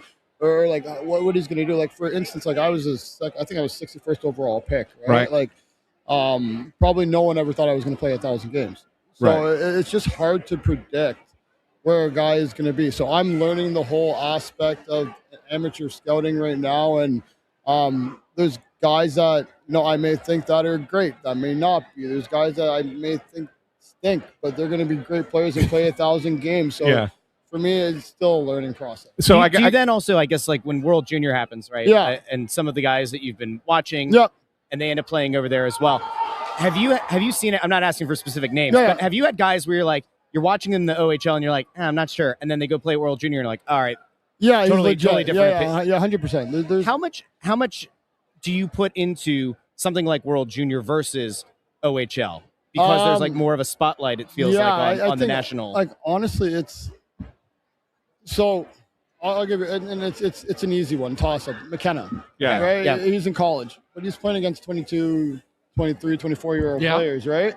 So people are saying now, like, oh, he's not doing what he should be doing, and blah, blah, blah. He goes back to World Juniors, he has 14 points in 7 games. Yep. Right? He's playing against his age. Yeah. Right? So, it's like, you have to measure guys, I think, more so against, like, their age categories, as opposed to, the kid's playing college. He's 17. He's barely 17 years old, and he's playing college. Right? Like it's not even like, and he's still doing pretty well. Right. So it's just like, I'm starting to learn like, the draft class is what you measure them against, as opposed to, let's say the 20-year-old or whatever, the 22-year-old that they're actually playing against, because that kid's a man. Like he's playing against a 22-year-old man. He's not playing against a 16-year-old anymore like he was playing in junior. It's just like I said, it's a learning process for me, and I'm starting to put it together. Last question for me, Simmer. When you're out there doing this and you're watching these kids, do you find it that you're watching for things that you never were watching for when you watched hockey before, like little things about? Yeah, 100%. Yeah, it's weird, right? It's like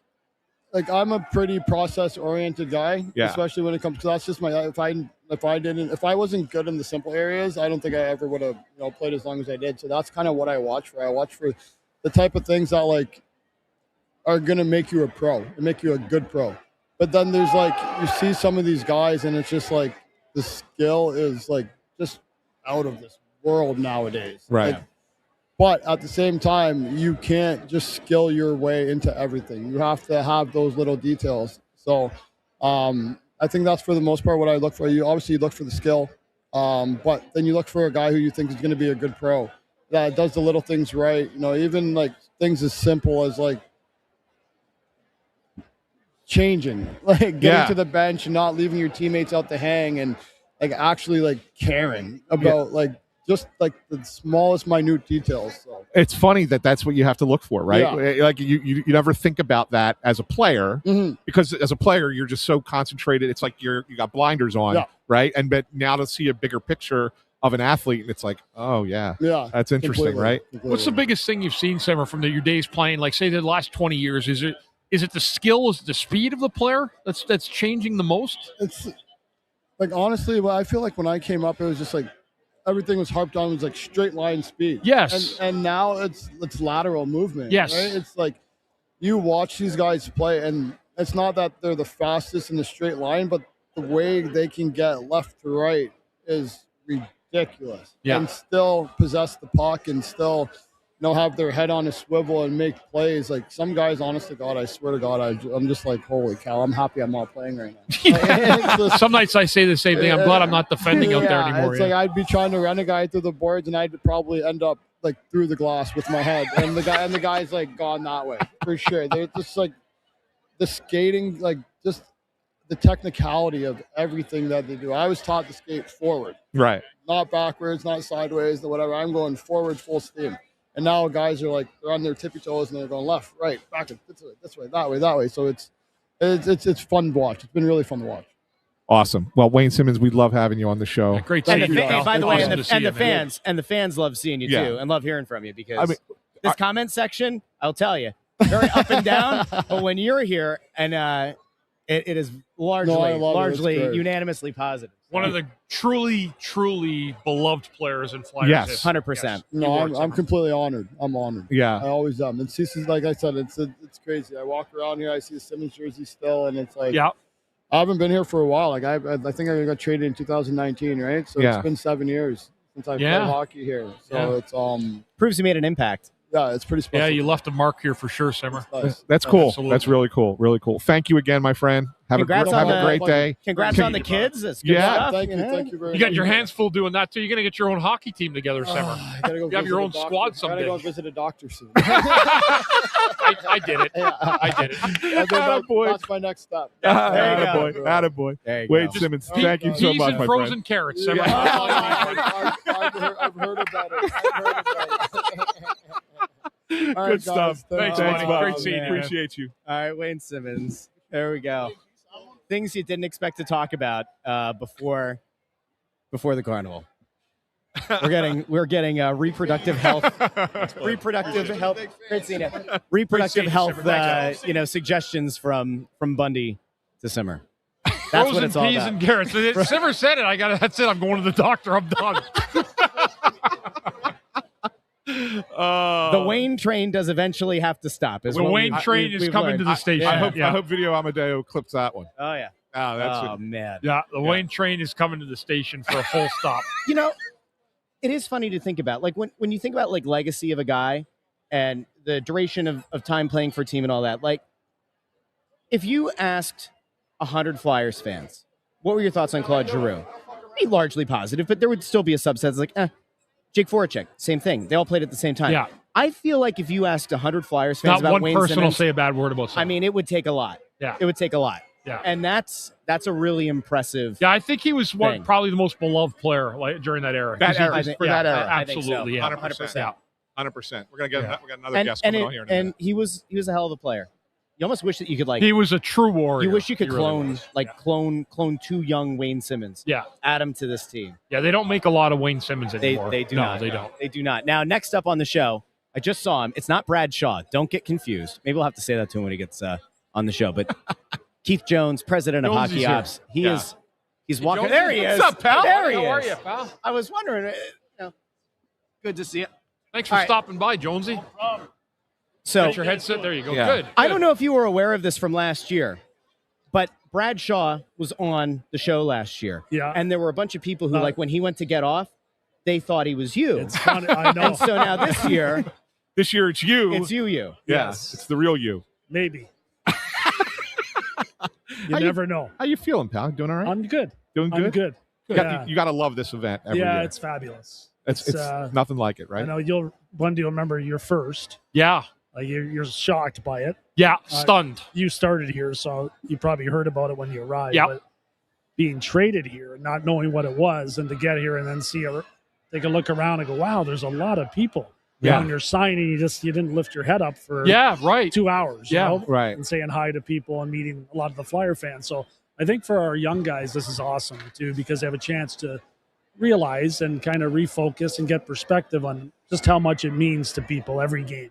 Yes. You know, so it's that's one thing I've always appreciated about this. And not just the young guys, new players that you brought in who maybe are veterans in the league. Like it's the same thing for them because you don't have this everywhere. You don't. And so that's what makes it special. I don't know if there's more than 2 or 3 teams in the league that actually would have something that's comparable to this. Yeah. It's rare. Yeah. This one's legendary. It though. is. Yeah. It is. And yeah. it's it's a tribute to everyone that's put in the time to make this thing right. All the volunteers, all the wives that have come through here. It's really a cool thing. And I'm going to start asking you about your impressions of the team at this point, but I want to transition from the carnival to that.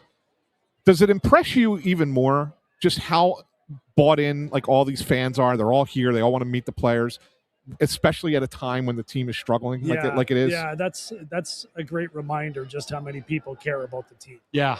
And you should, as a player, take that as a message to yourself that, do better. Just that's how I would look at it when I was playing. Yeah. Because sometimes you drift away and you're worried about your own stuff and that you're not scoring, you're not doing this, and you forget to do all the little things that help the team win.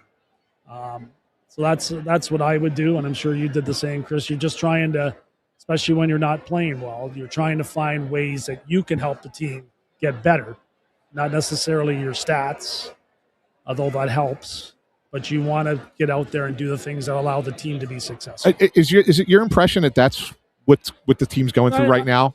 Like a little bit of that? I think they got rattled after the 2 games with Tampa. Yeah. And had a tough time getting their footing after that. Now, those games were really disappointing. And so I think that can shake you as a player sometimes, but it shouldn't. Right. And you hope it doesn't. But, for the first 3 months of the season, we played really well. We won some games we probably shouldn't have. We didn't play a perfect game on many nights.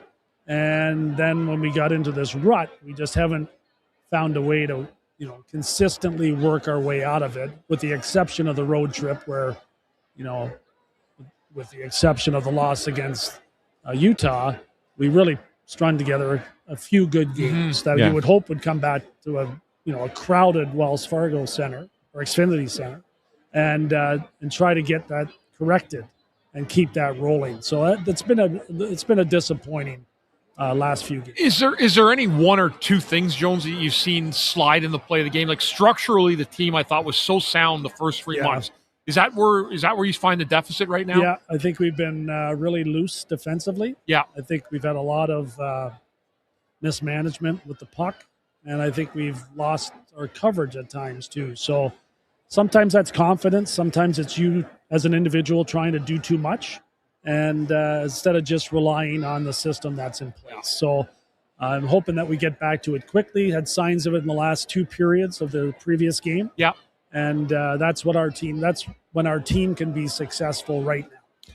That's what we have to be. The number one question I think out there right now is first half of the season, look great, Vladar, incredible. Talk about that. The last few weeks they've been bad. Yeah. Right.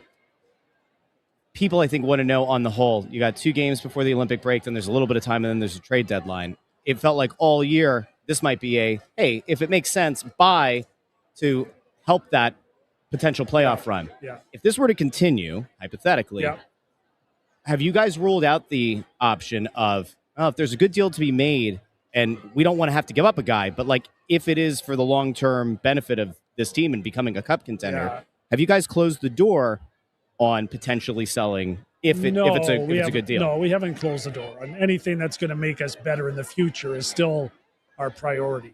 So, had they continued to play as well as they were, then you owe it to the players to make sure that you help them continue to get themselves in the playoffs. Yeah. Now that may change in the next 4 or 5 games that we play, but that's something that we have to monitor closely. And one thing Danny's always said, and I agree with him, is that the players will let you know.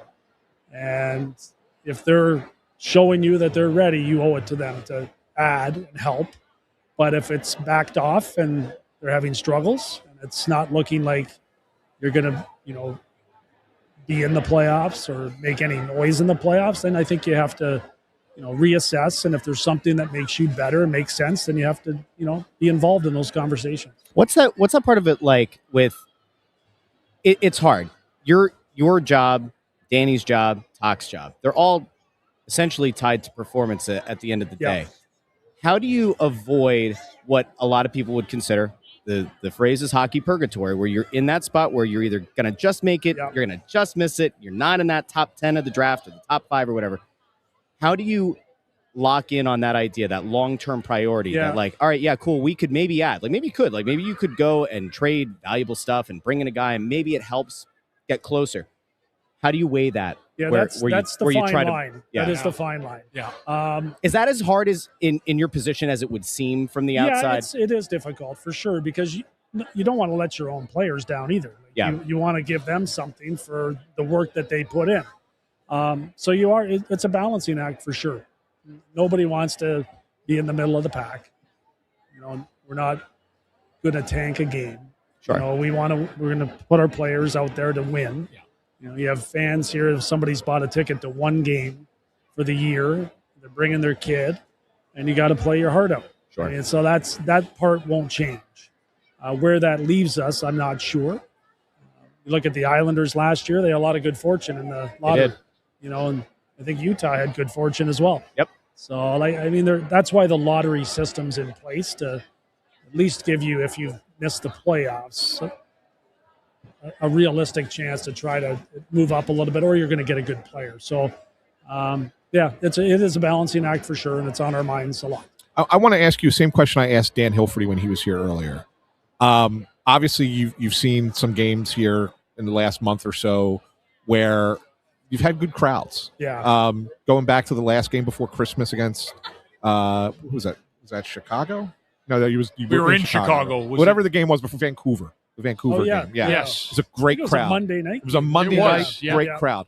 And then you had a great crowd for Anaheim. And I mentioned even the game against the Islanders with the weather as bad as it was, you still got about 12, 13,000 people who showed up for that game. So obviously people care again. Yeah. Right? And that's a good thing. You want that. But with that comes a harsher spotlight.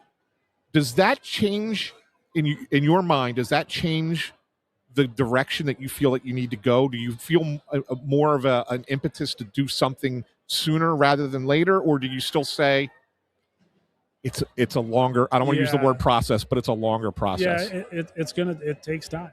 Yeah. So again, if the players performed to the way the crowd performed, you'd be really happy and you'd have wins because the fans brought it. Right. And it was great to see. It's a good reminder to the guys that if you start to play meaningful games, this place fills up. It does. Yeah. So, do your part to get us to that part. We're going to do everything we can to try to get the right pieces in place, but we're going to need everybody. Right. That's the way it is in this league today. Nobody's giving anything away. Right. So you have to earn it. You're going to have to be thoughtful. You're going to need a little bit of luck. You're going to need a lot of things to fall into place. But most importantly, you have to recognize how important every game you play is. Right. So you don't feel an urgency to. No, that doesn't change it. Right. But Right. I appreciate it. Right. For sure. I want us to do well when this place is packed. Yeah. And when it's not packed, I want us to do well. So it is packed down the road. So yeah. Last thing. Yep. I think there's always a conflict. We even argue about it sometimes on the show. You're in conversations like this. You would know, obviously not asking for names. Yeah. But number one centers with number one defensemen don't usually become very available. Quinn Hughes was an exception to the rule. This year, Jack Eichel, there was the health thing years ago. How often do a number one center or number one defenseman realistically, in your mind, become available? Sometimes the names probably don't get released to the public that maybe somebody's being shopped. Yeah. Is it more common than we see reported, or is it really as much of a struggle as it seems to try to get a team to part with a guy like that? Yeah, it's not more common. It's there's a little more out there, Yeah. But the price is usually astronomical. Sure. I mean, Yeah. almost to the point of ridiculous. But that's when you have that asset, that's what you're going to ask for. Sure. So, yeah, it's you'd have to have a lot of things in place in order to make that happen, and that's one of the biggest challenges. And then with the salary cap increasing, and with the announcement that it was going to increase over a 3-year period, it gave every team the thought that they need to lock up their guys as quick as they can, because they use that money on their own and ended up, taking off 10 or 12 good players that Correct. would have had a bidding war for their services. So yeah, the landscape in that regard is changing too. So Does that kind of change the calculus for you guys? It changes every team's calculus. Yeah. Because that's where it's headed right now. So it makes, your challenges that much greater, but you have to find a way. Sure. It's just like we did as players. You find a way, and you can't make excuses. You just got to keep hammering away and give it everything you got. Last one from me, Jonesy. How excited are you about your young guys, specifically Porter Martone and the rise of Denver Barkey this year? Was that something that you guys had on your radar, that he would be up with your team at that point of the season and still be here producing? He is he's a really good hockey player. I love him, with a great brain and a good motor. Yep. And he should play. Yeah. That's the way we looked at it. But when, we weren't sure because of, if you go back to 2 training camps ago, he was out for an exhibition game, and it looked like, wow, he's got a long way to go. Yeah. But it's incredible how much he made up for in a 2-year period, and now he's stronger and faster, and he's dedicated to being a great player. And that's, I know he's got a promising NHL career. Yeah. And he's done that on his own. That's the type of player he is. He loves hockey. He wants to be a player. So yeah, he's been awesome. Did I think he would arrive as quickly as he did? Probably not. I think we thought he'd be down there for a year. Yeah. We wanted him to marinate. And then every time we went to watch him play, he just played like a guy that was ready to play in the NHL. And he's come up here and he's looked the part so far. Porter Martone is very exciting to us. Just had a 6-point weekend. Yeah. Game-winning goal, right? Yeah, and big games yeah. too, right? Those are, every game in the Big Ten is a big, big it's game. important, and he's a freshman. So it's encouraging. It's great to see the production there. He's been a real bright spot for sure. Jonesy, I know you got to run, you got to do everything else, you got to go bounce around, and you have so many commitments. But thank you once again for stopping by. Thank you guys. We really Thanks, appreciate Jonesy. it. Thanks Great for to being see you, here. pal. Appreciate Yeah, you guys. absolutely, Yeah, absolutely, being as here, yeah. always. Good to catch As up. always. Thank you Absolutely. guys. Can you sign that Yep. for us? All right. Thanks, Thanks, buddy. There we go. Appreciate it. Appreciate Keith you, pal. Jones, ladies Thanks. and gentlemen. Yes. All right, so it is an ever-evolving situation. I'm waiting on, there may be video coming in. Oh, you sent Sooner. video guy Amadeo down there? There may be video coming in sooner than later of Thanks, Jonesy. Thank Great you. seeing you, buddy. of intern Andrew in We got. the dunk I tank. think we got Cindy though. Or no, she's walking away. Never mind. I think she is next. Oh, I'm yeah. pretty sure. Yeah. I think she was. We're getting a set lot for- of people. She's set for quickly here. 12:30. Are you with in? us? Okay, yeah. Yeah, we There got we go. Cindy. Woo, Cindy. What's up, Cindy? I'll tell you what, it's wild. I mean, Hi. Cindy, this is This is you, impressive. you are pulling away from the pack. How I like it. There you go. Like, I drove in here today at 20 after 10. The lot was packed. The lines were packed. Unbelievable. Yeah, it was packed well before that. Too. I'm People sure it waiting to was, come in. yeah, It's yeah. great. It's This a great is- tradition. It's a great day. It is. It's really something. And how much, you just see the amount of stuff that gets put into this. How much is this? It's a full year thing, right? Oh, we'll start talking about it again like the end of the week. We'll decompress a little bit. We'll talk about what went well, what didn't go well, and we start planning for next year because next year's the 50th anniversary. Yes. Yeah, you gotta gonna nail it. Yeah, we're gonna start it right away. That's awesome. That's awesome. When I saw you earlier, you were like, I think I did and then you were kind of like, yeah, I'm right there. And I was like, no, you got a few hours until you get the. Don't tell my secrets. I know, but how does it feel it's not really the middle, right? It's the middle of our show going, but how does it feel as you walk around and you start to see all of it coming to fruition? You see all the people coming into the building. Do you allow yourself to have a moment to go, all right, cool, things are good? It's more just not fully exhaling, but so far so good. We haven't had anything huge come up, and we have our team now has done this together for quite a few years, and troubleshoots really well, and this is a bear. Yeah. Like this is like Yes. There was a Flyers game and a Sixers game here yesterday, and then look at it today. And you were here for both. I was. Most people don't know Cindy used to work for the Sixers back Really? in 2001 with that team. I did. Yeah. So she was here for that event last night as well. So I think people, though, every No year, sleep. like even Jonesy and Dan Hilferty on just talking about the carnival, even they still remain in awe of the fact that there's this many people that show up year after year after year, no matter how the team's doing. I mean, we would have liked, if you could have had it 3 weeks ago, you probably would have done that.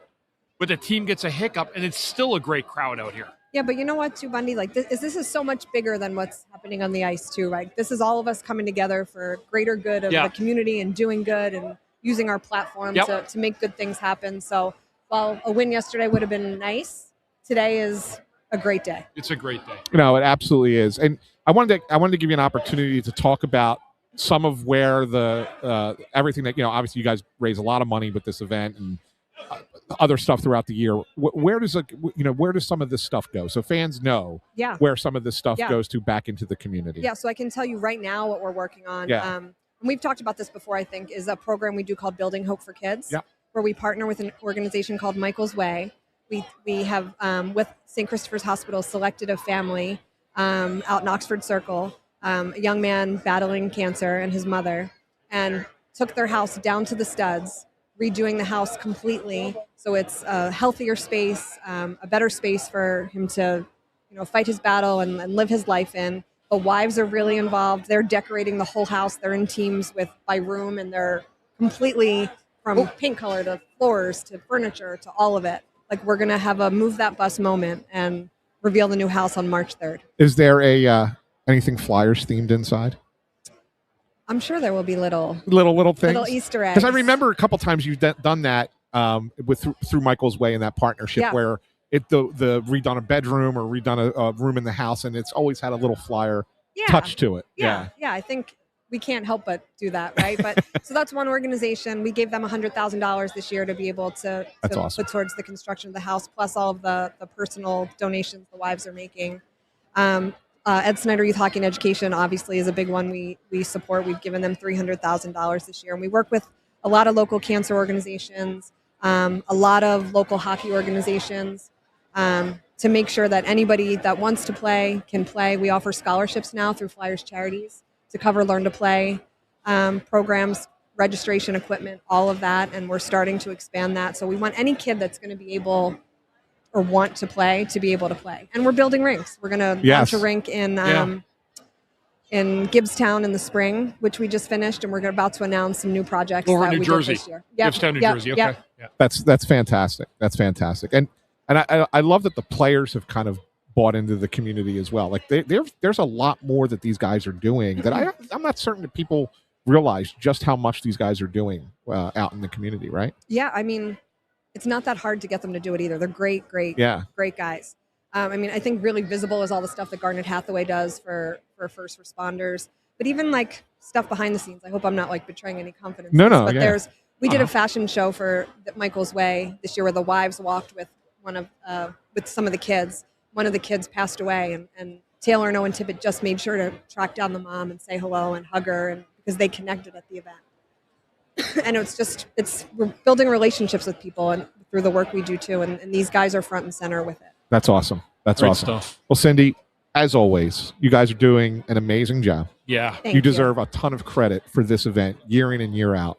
And it just keeps getting better and better and better. And I know it's a full team of people. We can't talk to everybody here. You're the only person we get to talk to about it. But let everyone know it is incredibly appreciated. And I say that not just by us, who we appreciate it, but I know that there are thousands of fans out there who just love this event year in and year out. Cindy, I got a question for you. How many volunteers line up for this event? Hundreds. Hundreds, huh? Hundreds. Yeah. Awesome.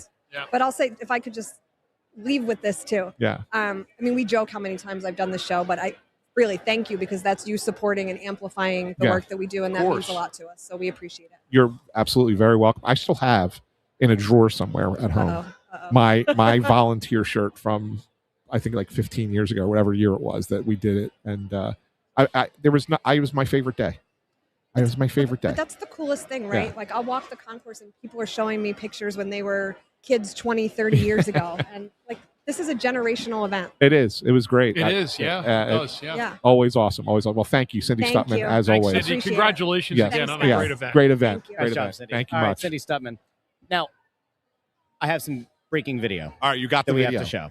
Yeah. I want to address something really quick. So far, we've had Tocchet, Hilferty, Yep. Jones, Wayne, Simmonds, Cindy. We still have Todd Reirden, assistant coach, coming on, Brian Boucher, Jim Jackson coming on. Yes. Yeah. I think that's the list until Yes. we do some roving. Yes. I wanted to point something out because I know that not everybody is able to watch from beginning to end. So I will encourage people to go back and check out the conversations we had earlier. There was a back and forth in the comments about were we going to ask tough questions of the people. I'm 95% sure I pissed off Tocchet when he was here. Go back and check that out. We asked some tough stuff to Hilferty. We asked some I think in an interesting way, Hilferty and Jones gave almost conflicting answers on the short term versus long term about adding versus remaining the course, which I find interesting. We said this at the onset of the show. If you were expecting blood and fire and brimstone, Kane is not coming down the Royal Rumble ramp. Right. With respect to the event, Yeah. we're asking as critical and as tough of a question as we can given the setup. I'm sure we will have those guys on again Yes. in the not too distant future where we can dive even further into it. But I think and to one this other- one point, other thing I think to this point we have Yeah, we've done and- about but- as respectful to the event as we can. And I want to just say We've this, also been Russ. asking stuff that isn't like, Hi guys, how nice is it to Yeah. be in charge of a team in the NHL? And I just want people to understand, like, all three of us talk to people in the organization regularly, right?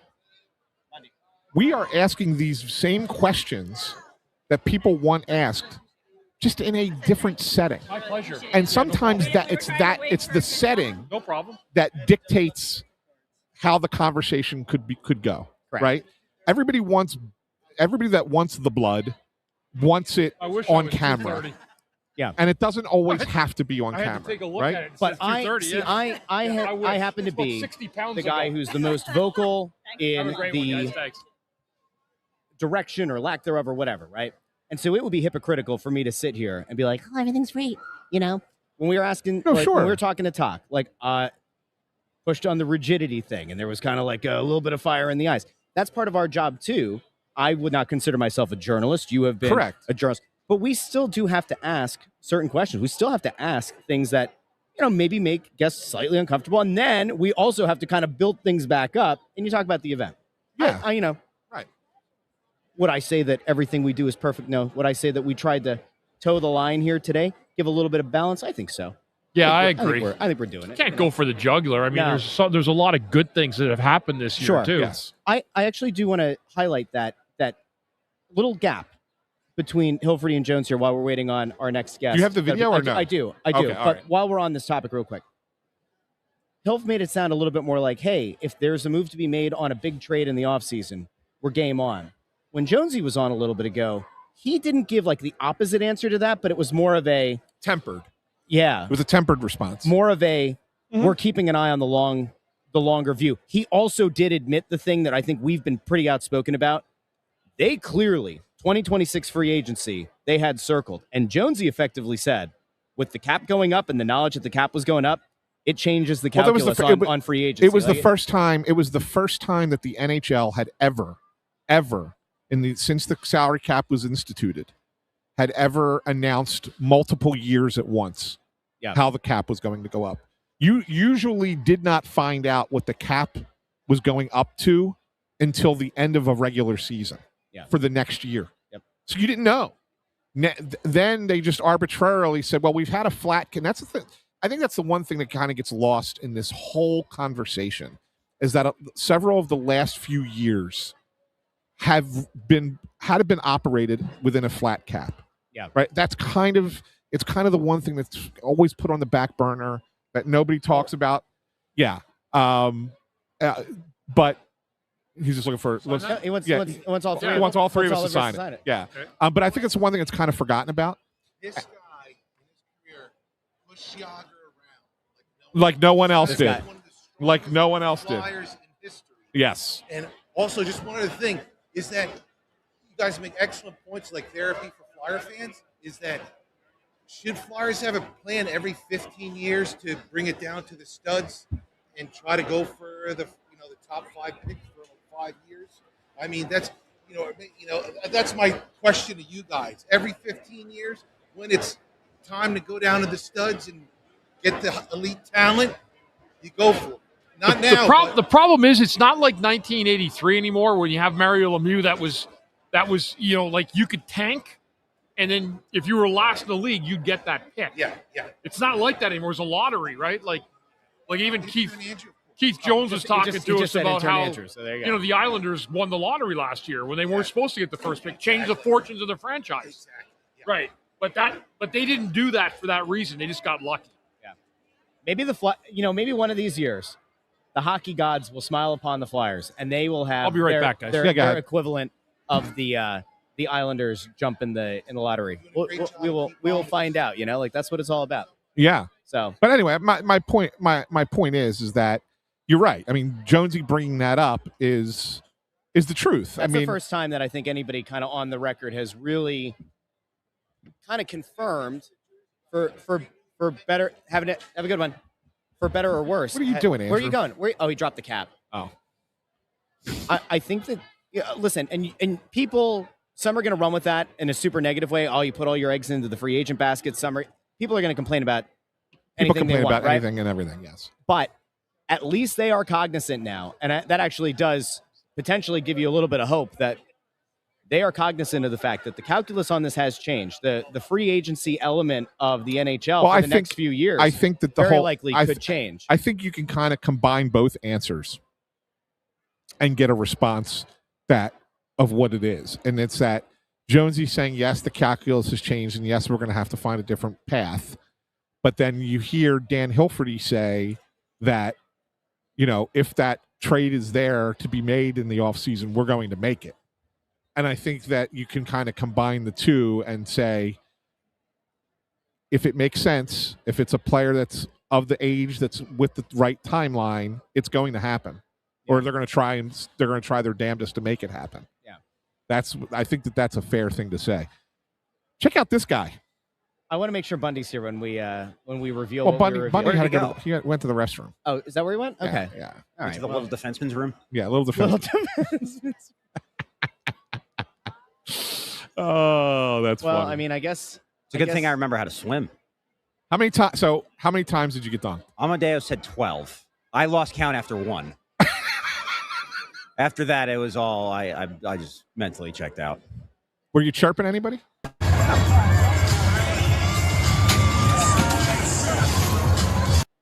I blame Amadeo. That was very loud. All right, here we go. Sorry about that, everybody.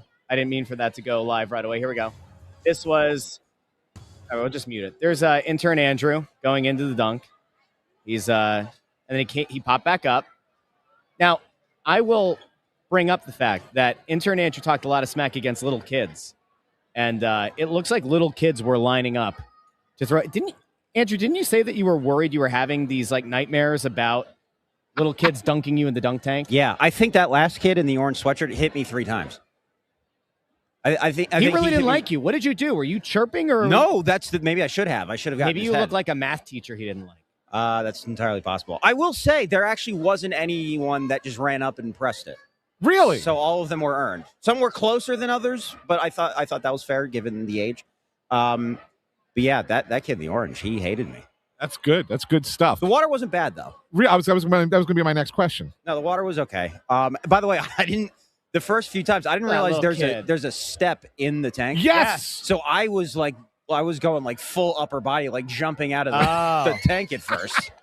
You run the risk when you do that. That's a lot of force. You run the risk of the pantaloons kind of falling down. It was a real feat of athleticism. Yes. Should have saw it. Who did you follow, by the way? Who was in there before you? I didn't know who it was. You didn't even ask. You didn't even check. Yeah, no, you know what's funny though? You know what's funny? Because I obviously took my glasses off. Here's how bad my eyesight is without my glasses. I was walking down there, and Boucher walked right past me, and I was like, "Wow, Brian Boucher is like really smaller in person." And then I like focused my eyes. I was like, "Oh, it's Pat Gallen." Pat Gallen. Oh my God! I'm blind as a bat. You gotta turn it. Sorry about that. There you go. Your mic wasn't on there, Bundy. It's back up. What happened? I have water in my ears, if that's what you're wondering. No, I said that I had to take my glasses off for the tank, and my eyesight is so bad, I thought that Pat Gallen was Boucher. So how many times did you feel you got dunked? Amadeo told me 12. All right, I told you it was going way over 7.5. Yeah, way over. Can I just 12. point out really quick? Look at the water in that tank. Like when I was in there last year and I was the first one in, it was perfectly clear water. I was very adamant about going in first. There's some cloudage to that water. At least it's not yellow. They put salt in it? Yeah. Oh, they didn't do that for us. I tasted it the first time I went in. I was like, that wasn't like the Atlantic salt. Ocean. That wasn't salt. Was the water Andrew. warm? It was warm, yeah. Okay. Oh, you got warm water? But not yellow. So it was warm and it was salty. Are we sure he didn't fall into a tank full of urine? Just, hopefully the person before you. Whatever. That might as well happen. So would you have done it again? If we, next year, the 50th anniversary, we sit there and go, we're going to send Andrew back again. No. I did it once. That's it? Yeah. One and done? Yes. One and done? Wow. Absolutely. So much for being a team player. Sad. On the 50th anniversary next year? I did it. Sad. Yeah, but it's clear that you got the kids to detest your existence. There's no way they hated me more than you. No, that's the truth. I agree with Andrew. No on that. chance. I agree with Andrew on I'm a that. lovable person. Yeah. I bring joy to the day. Yeah. Yeah. But you dried off pretty quick. Like, your hair's messy, but it's not, it doesn't look like you're dripping. Yeah. We had a couple towels down there. How are the guests that I missed? Great. Good. I'm assuming you weren't in there for a half hour since it's 12:47.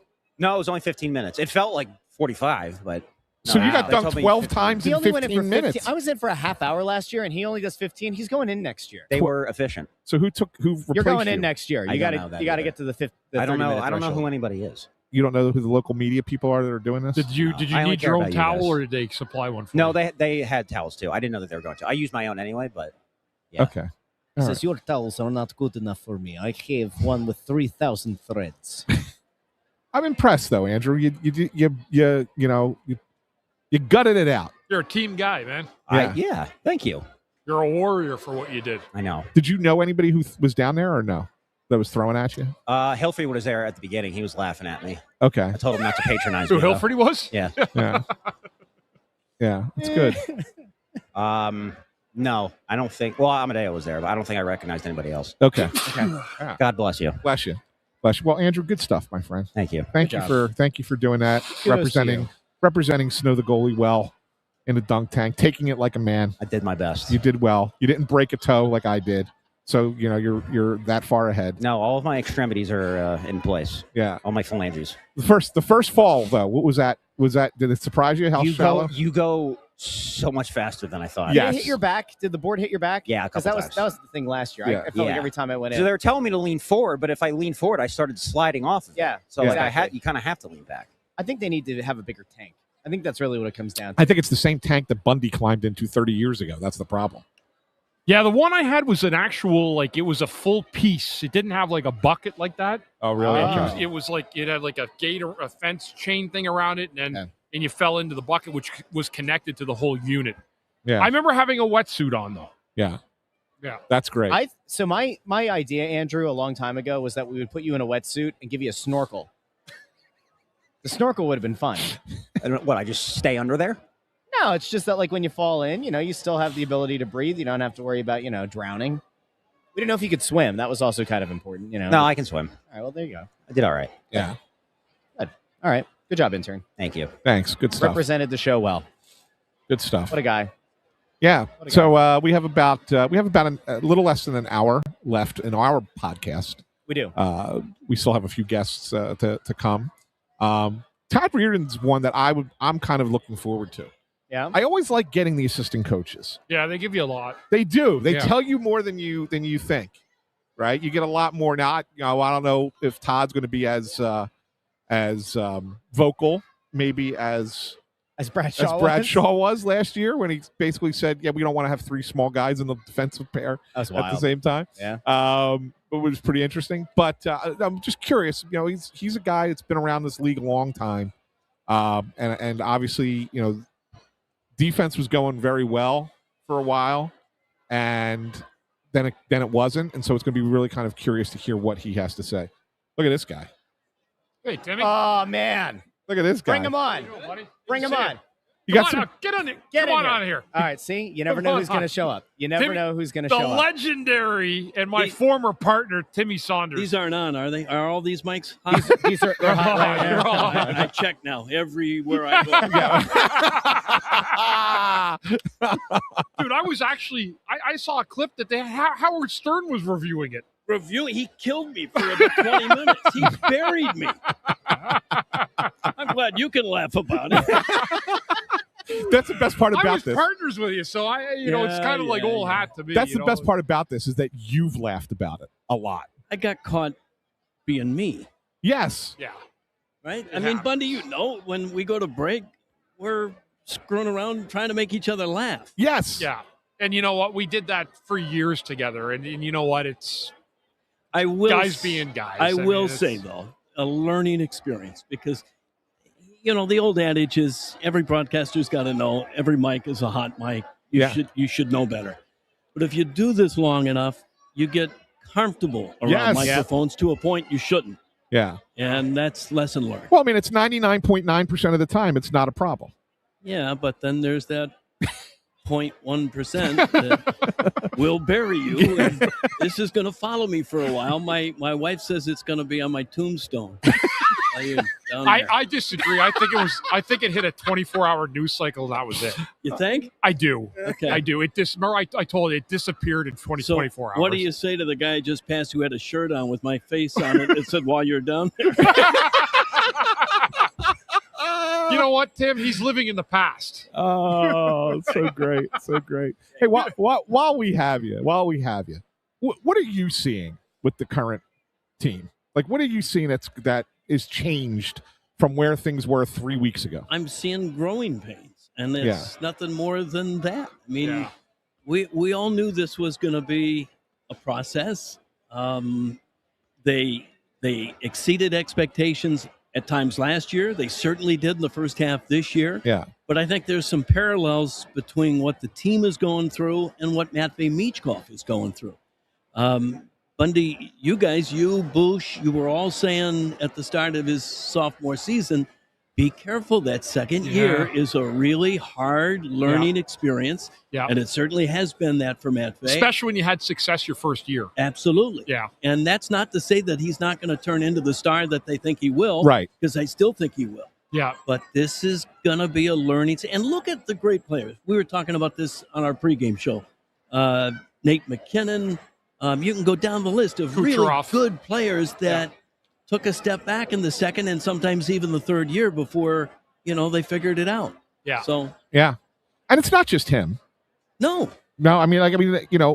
He just so happens to be the one that everybody looks at because he's the one that everybody believes has the elite upside. Right. And, there's But, a little bit more importance to. But I mean, there's other guys who've struggled this year too, and have been part of this last 3 weeks. It's not been, it's just Matvei Michkov's not playing up to his level. Yeah, and I'll go back to defense. Defense wins championships. Yeah. Defense gets you into the playoffs, and defense is what they struggled with the last 3 weeks. I thought the last two periods yesterday were a step in the right direction. Well, it's funny. They only gave up 10 shots in the last two periods, which was good. Right before you came on, I was literally, we're going to have Todd Reirden on in a little bit. And I was just saying, I'm looking forward to talking to him because I want to talk about what happened defensively, how you went from being a team that was so consistent in your defensive structure for half a season, and then it goes away for 13 games. Yeah, 13 games. They had given up the most goals of any team in the league. Yeah. And then they seemed to get back to what they were doing the last two periods yesterday. So let's hope that that's a sign of things to come. It's amazing to you, though, what a bad rut can do to you in the standings that quickly. Yeah, especially in the East this year. It was unbelievable how fast that happened. Yeah. And if you're in the West, you're probably a playoff team. You're a playoff team. Yeah. With where the Flyers are now, not so much in the East. So. Yeah. Yeah, absolutely. Thanks for sharing my pain, boys. Yeah. You guys didn't bury me too bad. I wrote a whole article. I don't know if you even saw it. I didn't. I wrote a whole article saying it was ridiculous that you got suspended. Well, I wrote a whole thing that it was because I looked at it and said, yes, you're right. You gotta always know that the mic is on.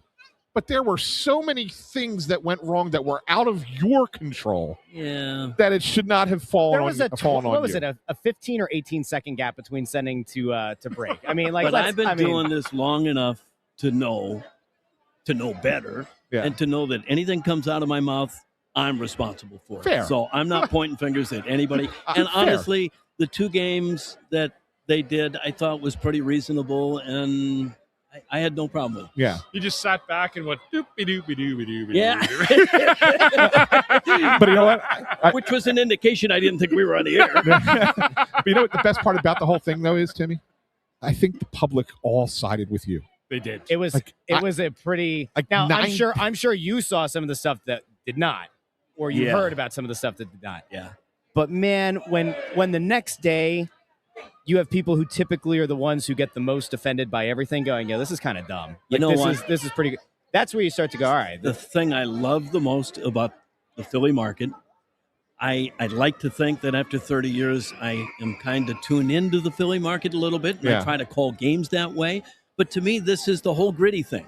You remember the night they introduced Gritty? Yeah. And the crowd was like, what the hell is this? And they weren't very happy until the national media started dumping on the Flyers and Gritty, and they say, wait a minute, he's our guy, screw you. Yeah. And it became a sensation. And That's it's the same, Philly, man. It's the same thing with you, right? Well, once the national people started saying something about it, it was like, you're not ripping our Timmy. our guy. You're not ripping our guy. That's our guy. He can That's say our whatever guy. he wants. Tim Saunders, thanks for stopping by. Good to see you, boys. Timmy. Yeah, Great seeing you, love Timmy. having you. Good stuff. Tim Saunders is the best. He is. I loved working with him. Oh, What a wonderful guy. what a great man. What a great guy. Yeah, me and him had a lot of fun, and you know what? He may have even said something like that to me when I went down to unplug my cords at the end of a game at a commercial. You know, Bundy, I don't know if you remember this, but during the lockout year, what was that 12, 13, 12, right? Whatever 12, year that 13, was, yeah. They were trying to figure out ways to keep us all employed, right? Because we all worked for the team at the time. They were trying to figure out ways to keep us all so we didn't have to get furloughed. And you had zero desire to go up to Adirondack. But I did. Well, you went for TV, right? Yeah, I did. We're doing TV, yeah. But you didn't want to do the radio one with Timmy. Did you do it? So they sent me in place of you. I don't remember saying no because I remember at the time I was worried about not getting paid either. So I would have done anything they asked me. I ended up doing it with Saunders. Okay, so I don't know what happened. If there's something going on. We actually got a speeding ticket. I was driving Timmy's car. Yeah. And he was sleeping because he was so tired from the night before. Like, oh, I'll drive.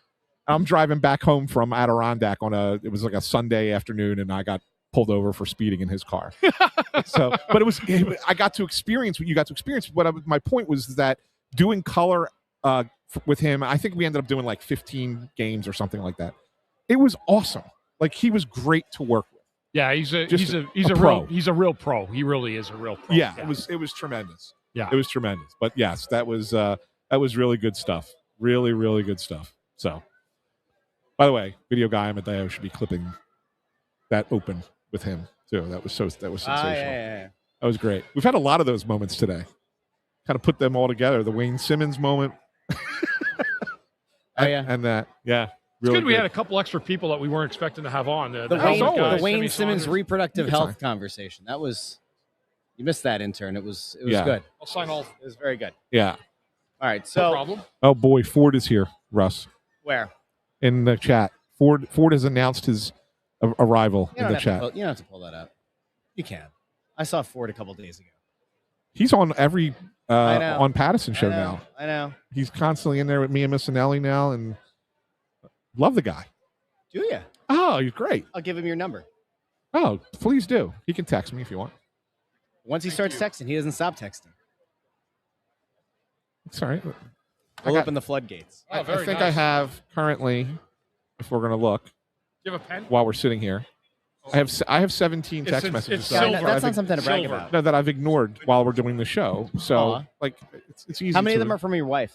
Double Zero. check that. Let's see how many you've ignored from your pretty sure. Oh, there is one. you. She just. He ignored how many texts? No. She just sent. She just sent 3 texts. He No, ignored no, 3 texts no. from I his just wife. think It's 3. I only have 1, silver. 2, and then an image. 3, and it's not. It looks like it's an invitation. to Yeah, something. no. It's because I 3 have to go to. I have to go to a family event after this. 3 so, ignore texts. Maria, I am so sorry. Let me see. Have I missed any texts from my wife? Let me see. I'm a nice guy. Try to be a good husband. Let's see. No missed texts. Wow. Because Nancy's like, oh, thank God he's not home. Hey, Jimmy Patrick.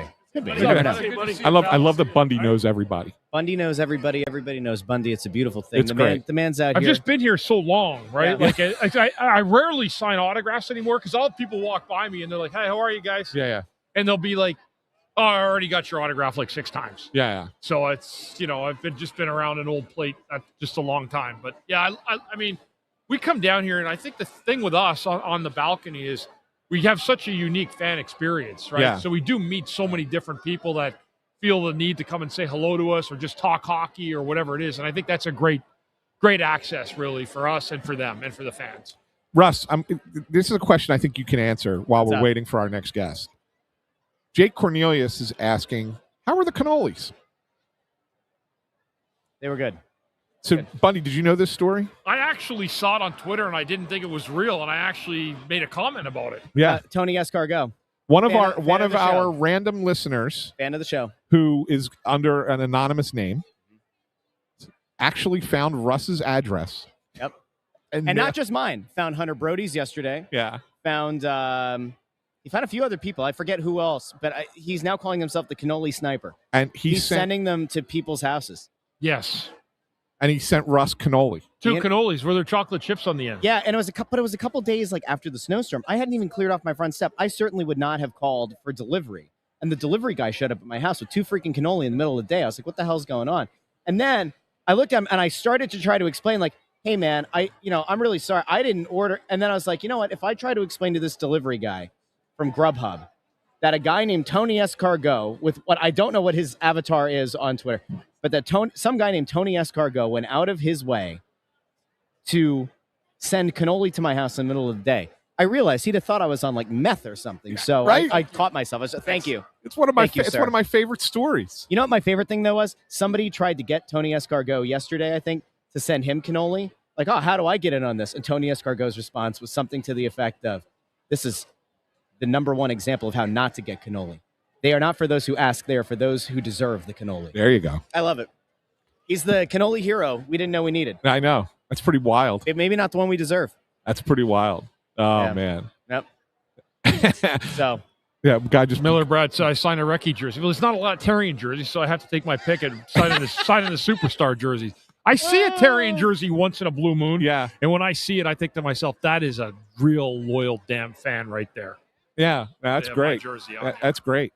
And then, that woman came up to us at the very beginning, right before we went on the air today, and said that if she knew she was going to see you, she would have brought her Therien jersey. Yes. She Yeah. said the one jersey I have is yours. she'll have to know for next year. I see a few of them. I think sometimes you see them and people got them after the game, sometimes from the Shirt off your your back night and stuff like that, which is cool. And then we gave away that one a couple years ago. Yeah. If you remember, like we had it made and gave that one away. Yep.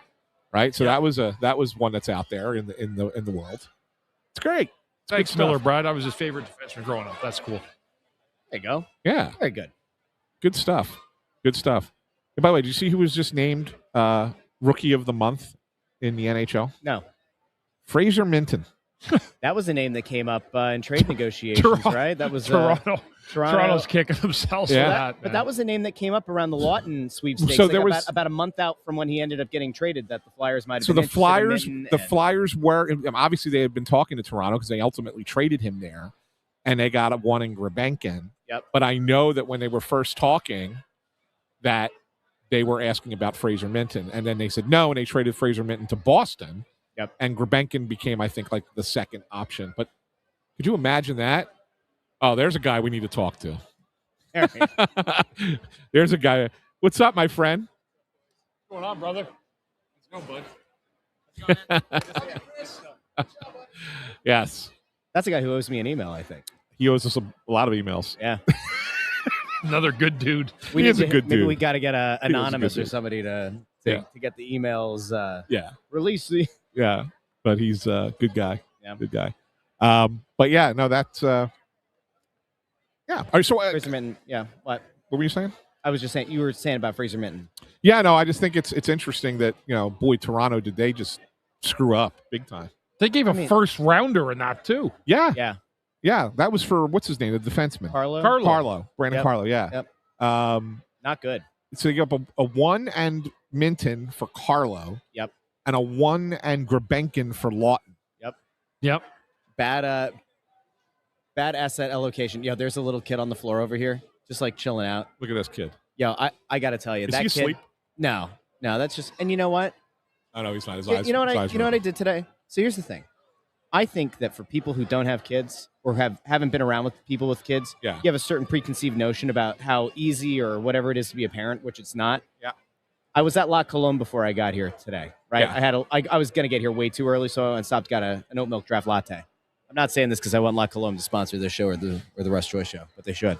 Yeah. And there was a little kid, probably like 1.5. And every time his mom put him down, he like started kind of running away. And then she'd have to chase after him. And she looked at me and she's like, I'm so sorry. And I was like, there's nothing to apologize for. Little kid. I was like, I got 4. It's fine. Yeah. You're okay. And there was a little kid over there laying on the ground. And you know what? Nobody's giving it a second thought. You know why? There are a lot of kids here. A lot of people understand the challenges of being a parent. You have little ones. It's a long day. Trying to have a nice time. It happens. Now, the cool thing with seeing all these kids, though, is to know that the next generation is already there. Wasn't it like 2 years ago that you and I kind of noted after the fact, we're like, wow, not as many kids. It was longer than that. It was not 2 years ago. Was it was 3 like- years ago? It was The first one that we did, I thought. We kind of noted like, yeah, there's some. Was it 2 years ago? I think it was the first year that we did it. We were just like, huh. But last year it felt like it really picked up. Yeah. This year it's certainly. There's this is what you expect. Ton of kids here. Yeah. Today, which is awesome, and that's what you want. Like that's what this is. That's who's this is for more than anybody else, right? I mean, yes, it's for the adult fans too, but yeah, it's great. It's great that the kids get to experience this too.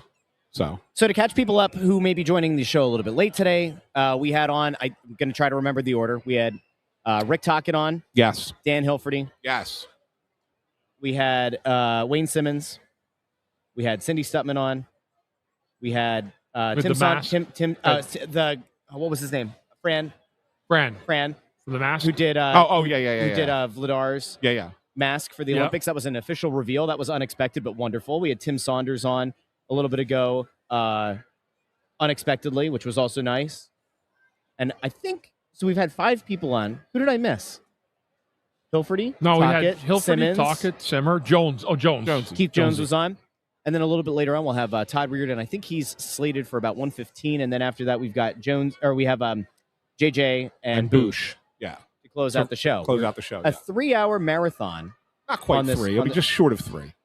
I'll stay on until 2. I'll stay until 2. Then we can say we did 3 hours. You know. I have to be somewhere at 2:15. Well, then you're gonna. I'm leaving too. Okay, well then I'll just. You and do it myself. Andrew. I don't You and care. Andrew can talk. I don't care.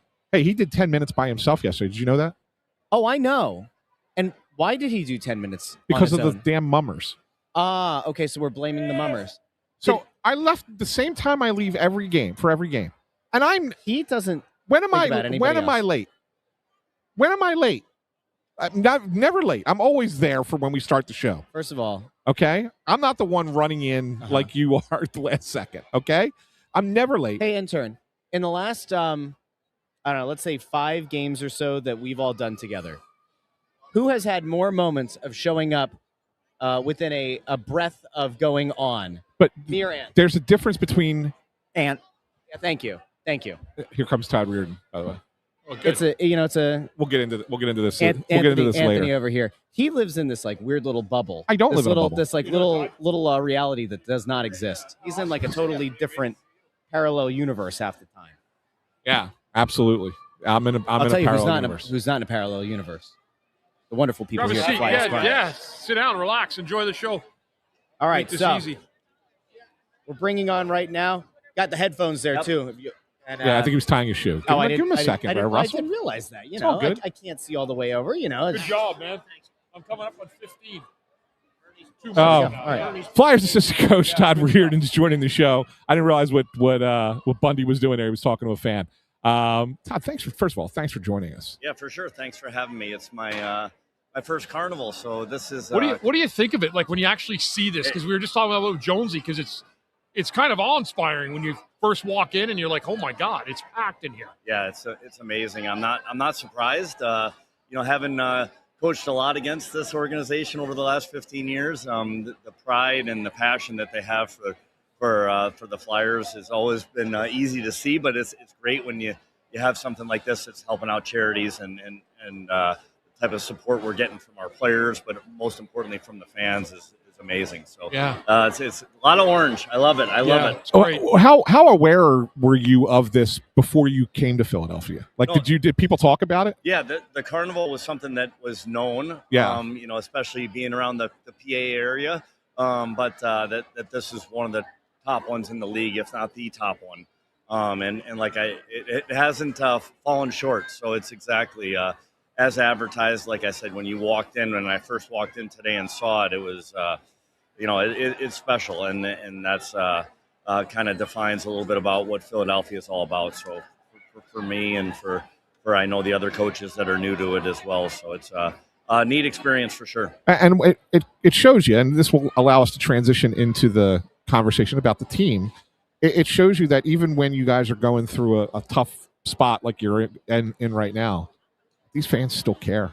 They're still here, and they're still going to be here and still going to support you guys no matter what. Absolutely. I think they understand the vision and, what's happening here. And they're Philadelphia fans are, they're with you all the way through the good times and bad times. And we've seen it with the other sports as well. And success has happened, obviously, across the street with the Eagles. And, it's coming for us here. And I really believe that and know that the effort that's going on behind the scenes and, the young players that are in the pipeline now and where we're headed as an organization. And I think the start of the year was a really good indication of how things, can be with this group. And obviously you're going to go through tough stretches, but either way, we know we got the backing of the black and orange. And that's something that I think really attracts players. And it's something that's getting more known around the league, that this is a destination, a place to come and play. And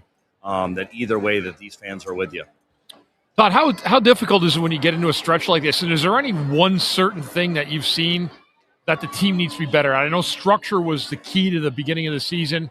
Is that something that slipped in this last 3 weeks? Yeah, I think, unfortunately, when you get into some of these stretches, it's can start to be a little bit, not as much structurally, even a little, it starts to get in your mind a little bit. And I think when you're starting to try to build a culture of winning hockey, that's the type of things that we need to continue to hammer and put together here is the belief in what we're doing and that you're going to go through tough times. It's how you come through them and ultimately getting back to that system that gave us the structure and the success. And, some of it, you get some bad bounces here or there, but, injuries and everything that's going on. But this is part of the process for us to continue to grow here as a group and as an organization moving forward. And excited to play these last 2 games and then, get some time away and then make a final push here. Todd, one of the things, obviously, you guys were really strong defensively for much of the first half of the season. And then the last 12 games, well, prior to last night, I would say, it got away from you a little bit. What do you think got away a little bit there, and how do you get it back to doing what you were doing in the first half? Yeah, I think there's just the way, all 6 guys on the ice were connected. I thought in the beginning of the year, all running on all cylinders, understanding the support that you need to have for everybody. Once you start to interchange different guys and have some injuries, which are normal, you have a little bit less practice time. And all of a sudden things start. You stop becoming that 6-man unit, or obviously the 5 players on the ice. Start to not be as connected, and the next thing you know, there's breakdowns in coverage, and for us, just far too many plays to the weak side of the ice. Hopefully, we've shored that up a little bit here the last couple games, and I think it coincides with the penalty kill. I think. 7-8 games here with a penalty kill, had a big meeting and just to try to get us reset. Every team's going to go through struggles. You see, even Colorado, they won how many games, and then we were able to beat them, and then they've lost some other games since. So it's how you deal with it. And that's the part of the professionalism that we're still trying to build here and make part of our culture. The other thing I wanted to kind of dive into, and you mentioned the penalty kill there. That was another one that was early in the season was really good. Yep. Middle of the season kind of sagged a little bit, and then I thought, and we talked about this last night, that especially in the first period, you killed off a couple of penalties there. They looked pretty good. The structure looked better there. Getting that back to where you had it, that will go a long way to limiting the amount of opportunities you guys are giving up, right? Absolutely, because special teams, and I've been on both sides of it as a coach, both running power plays and penalty kills, and it's a game of momentum, and whether you can really, power plays can generate momentum, but penalty kills can generate momentum as well. Right. And Chris knows that as well as anybody. Obviously, doing it for years, and in that shutdown role, that it really rallies the troops on your bench. That the guys that are willing to commit and block shots and do some of the dirty work to get that stuff done. I think it really provides a rallying cry with your team, and it's if we can do this 5-on-4, why are we not doing this 5-on-5? And it's kind of a meeting that we had as a group going into that Vegas game, and I wish, looking back on it, should have gone at that meeting a little bit earlier, and maybe we would have had different results, but that's easy to look at now. But since that point, the numbers have been at the top of the league, and a couple shorthanded goals to go with it. But I feel like the commitment there, has helped carry along the rest of the group, and with some things 5-on-5 as well. And I think that that's a little bit of the heart and soul. The Nick Sealers, the Travis Sanheims that are back there, Garnet Hathaway, Couturier, these type of guys are doing things that aren't always that fun, laying in front of pucks and battling guys, getting outnumbered at the front of the net. And I think that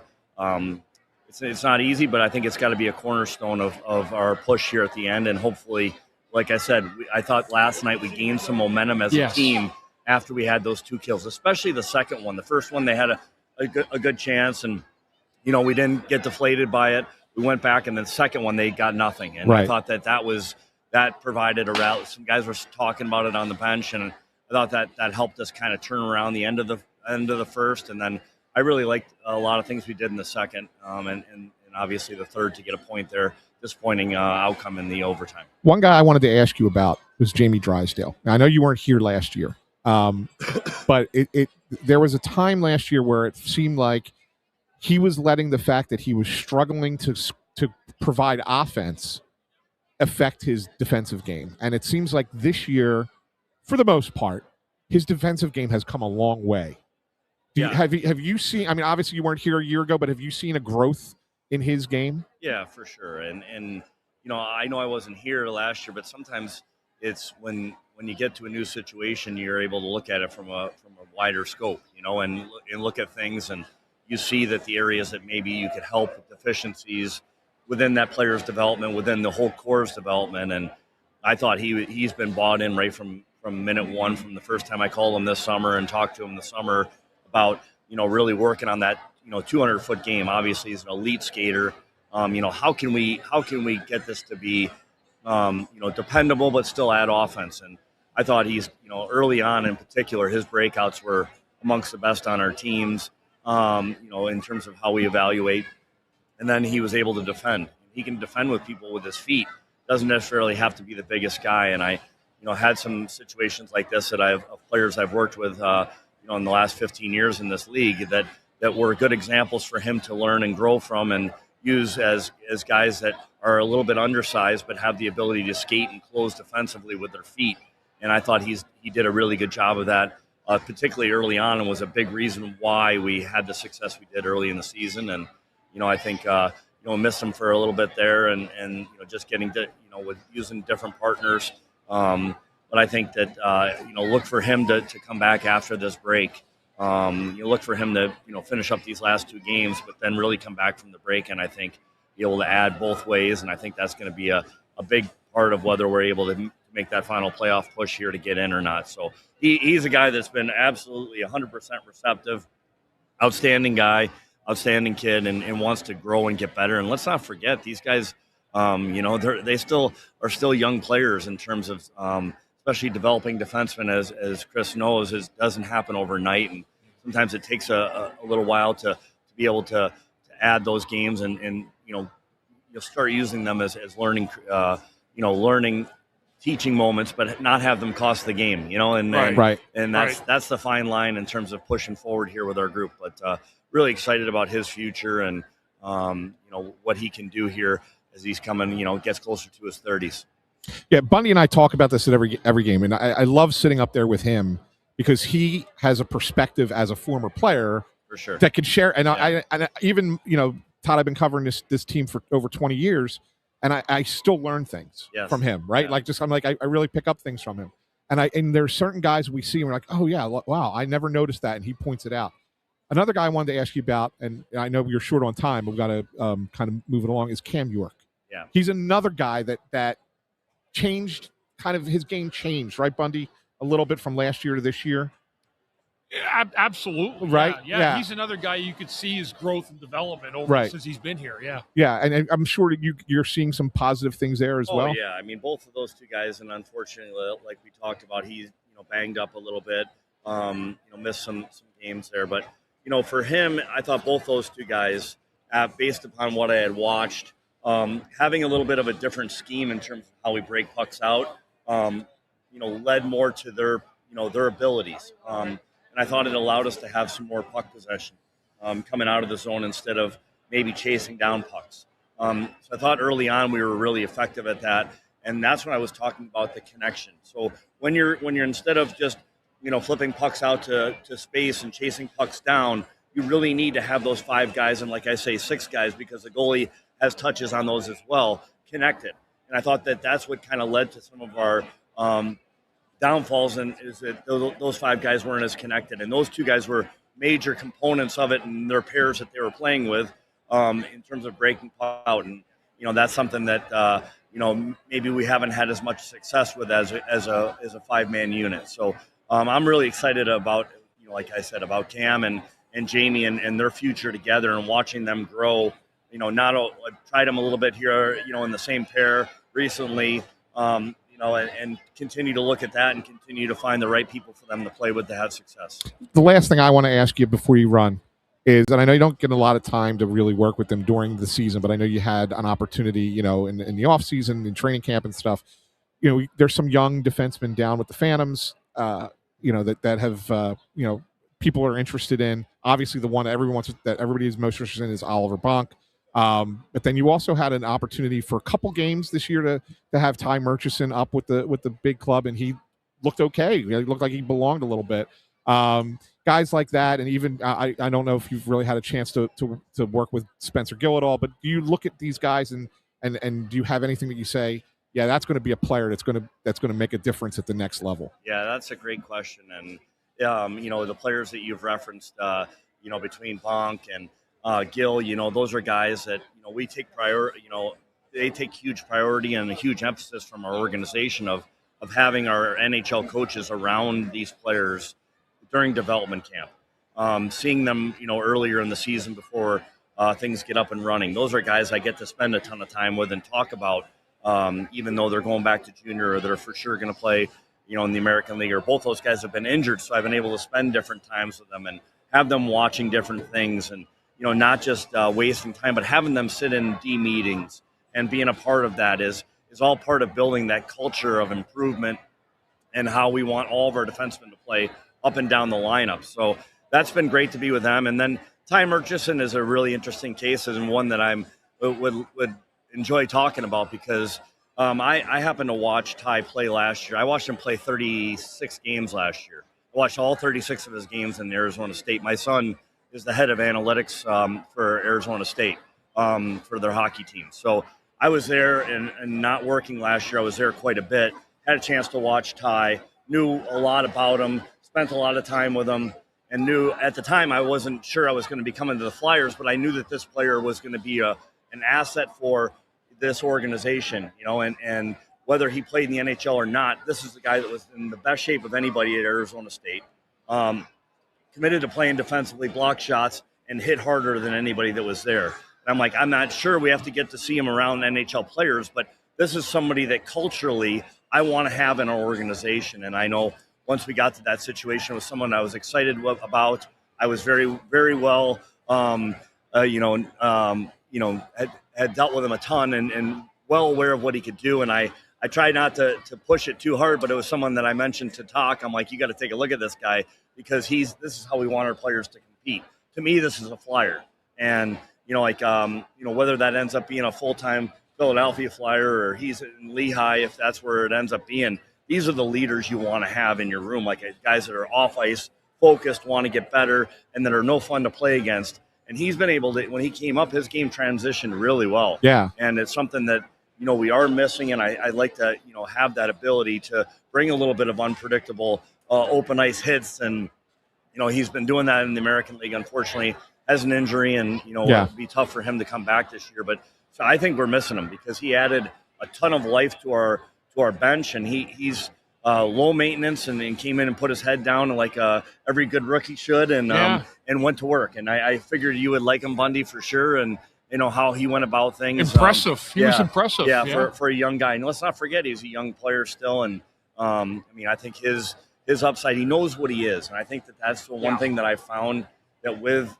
analytics and all this development of offensive games is sometimes you need that throwback guy that just loves to defend and loves to play against other teams' top guys. And I think that every organization has a void in that capacity, and I think we've really got something there that, like I said, we have to wait and see how everything goes around. But certainly that indication, just from an early perspective, was great and something that he earned, and I think really sent a message to the entire organization that this is how we do things. Awesome. Todd, I know you got to run. Yeah. We just got the sign. Thank you for stopping by. Really appreciate you. Yeah, anytime, guys. Love talking. Super stuff. Love Yeah, talking super about stuff. it. Yeah. Hopefully that's some insight that you guys can share and continue to build what you guys got going here with a great fan base here in Philly. Awesome. Thanks, Todd. Fantastic. Appreciate Great you. stuff, buddy. Thank you. All right, There we Todd go. Reirden. There you go.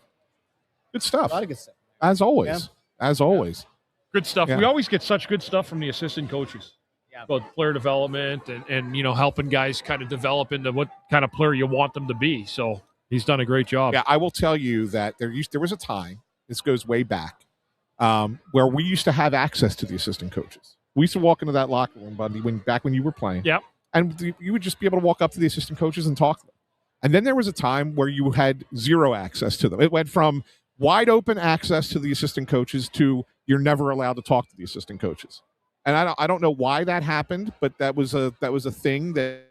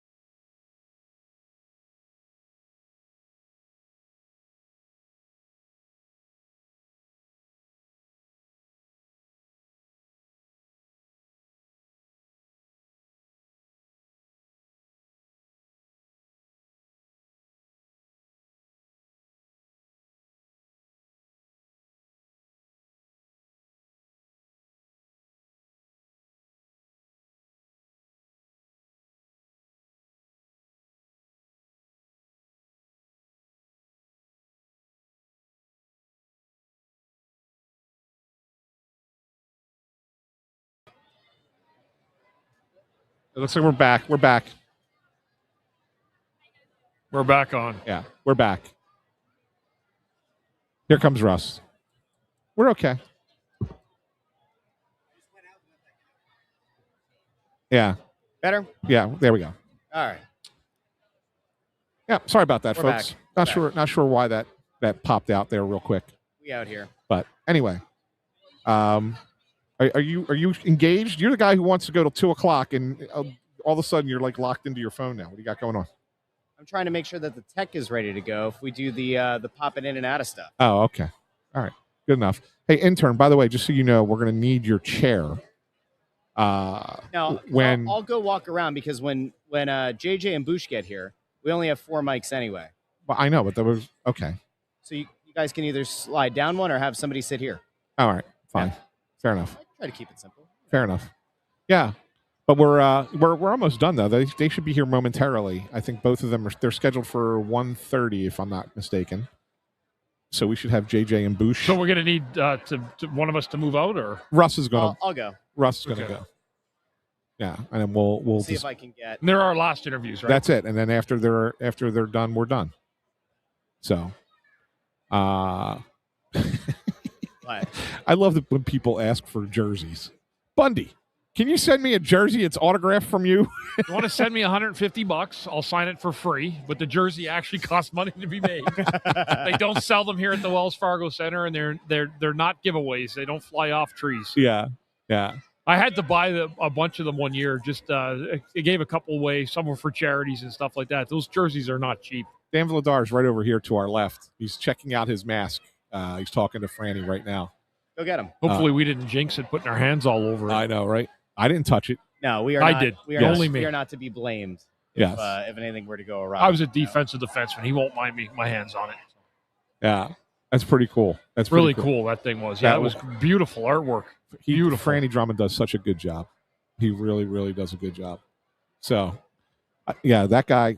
By the way, Dan Vladar. I know everybody really, really likes him this year, but he's a better person than he is a goalie. Like that's just sensational guy. Like just really, really worth. Just if you ever get a chance, like just take 10 minutes, 15 minutes, just talk to the guy. Like really, really good. Really, really good. Really worth it. Hopefully one day we'll get him on the pod. We'll get him at some point. Yeah, because you'll appreciate it. Like he's a funny guy. He's like a a good good talker. Yes, really good dude. Really, really good dude. A genuinely good person in this economy. I know, right? How about it? So few. So few people. Are you all right over there? Yeah, I don't know. It's so hard for you to understand. Well, no, because you were not even talking into the mic. Like you were like off mic. I'm trying to do the other thing that we said that we were going to try to do, and it falls on me to figure it out. And here we are. Yeah. What would you like? No, that's fine. What would you like me to talk about there? No, anything. I mean, right? you know. Right, hold on, watch this. Right.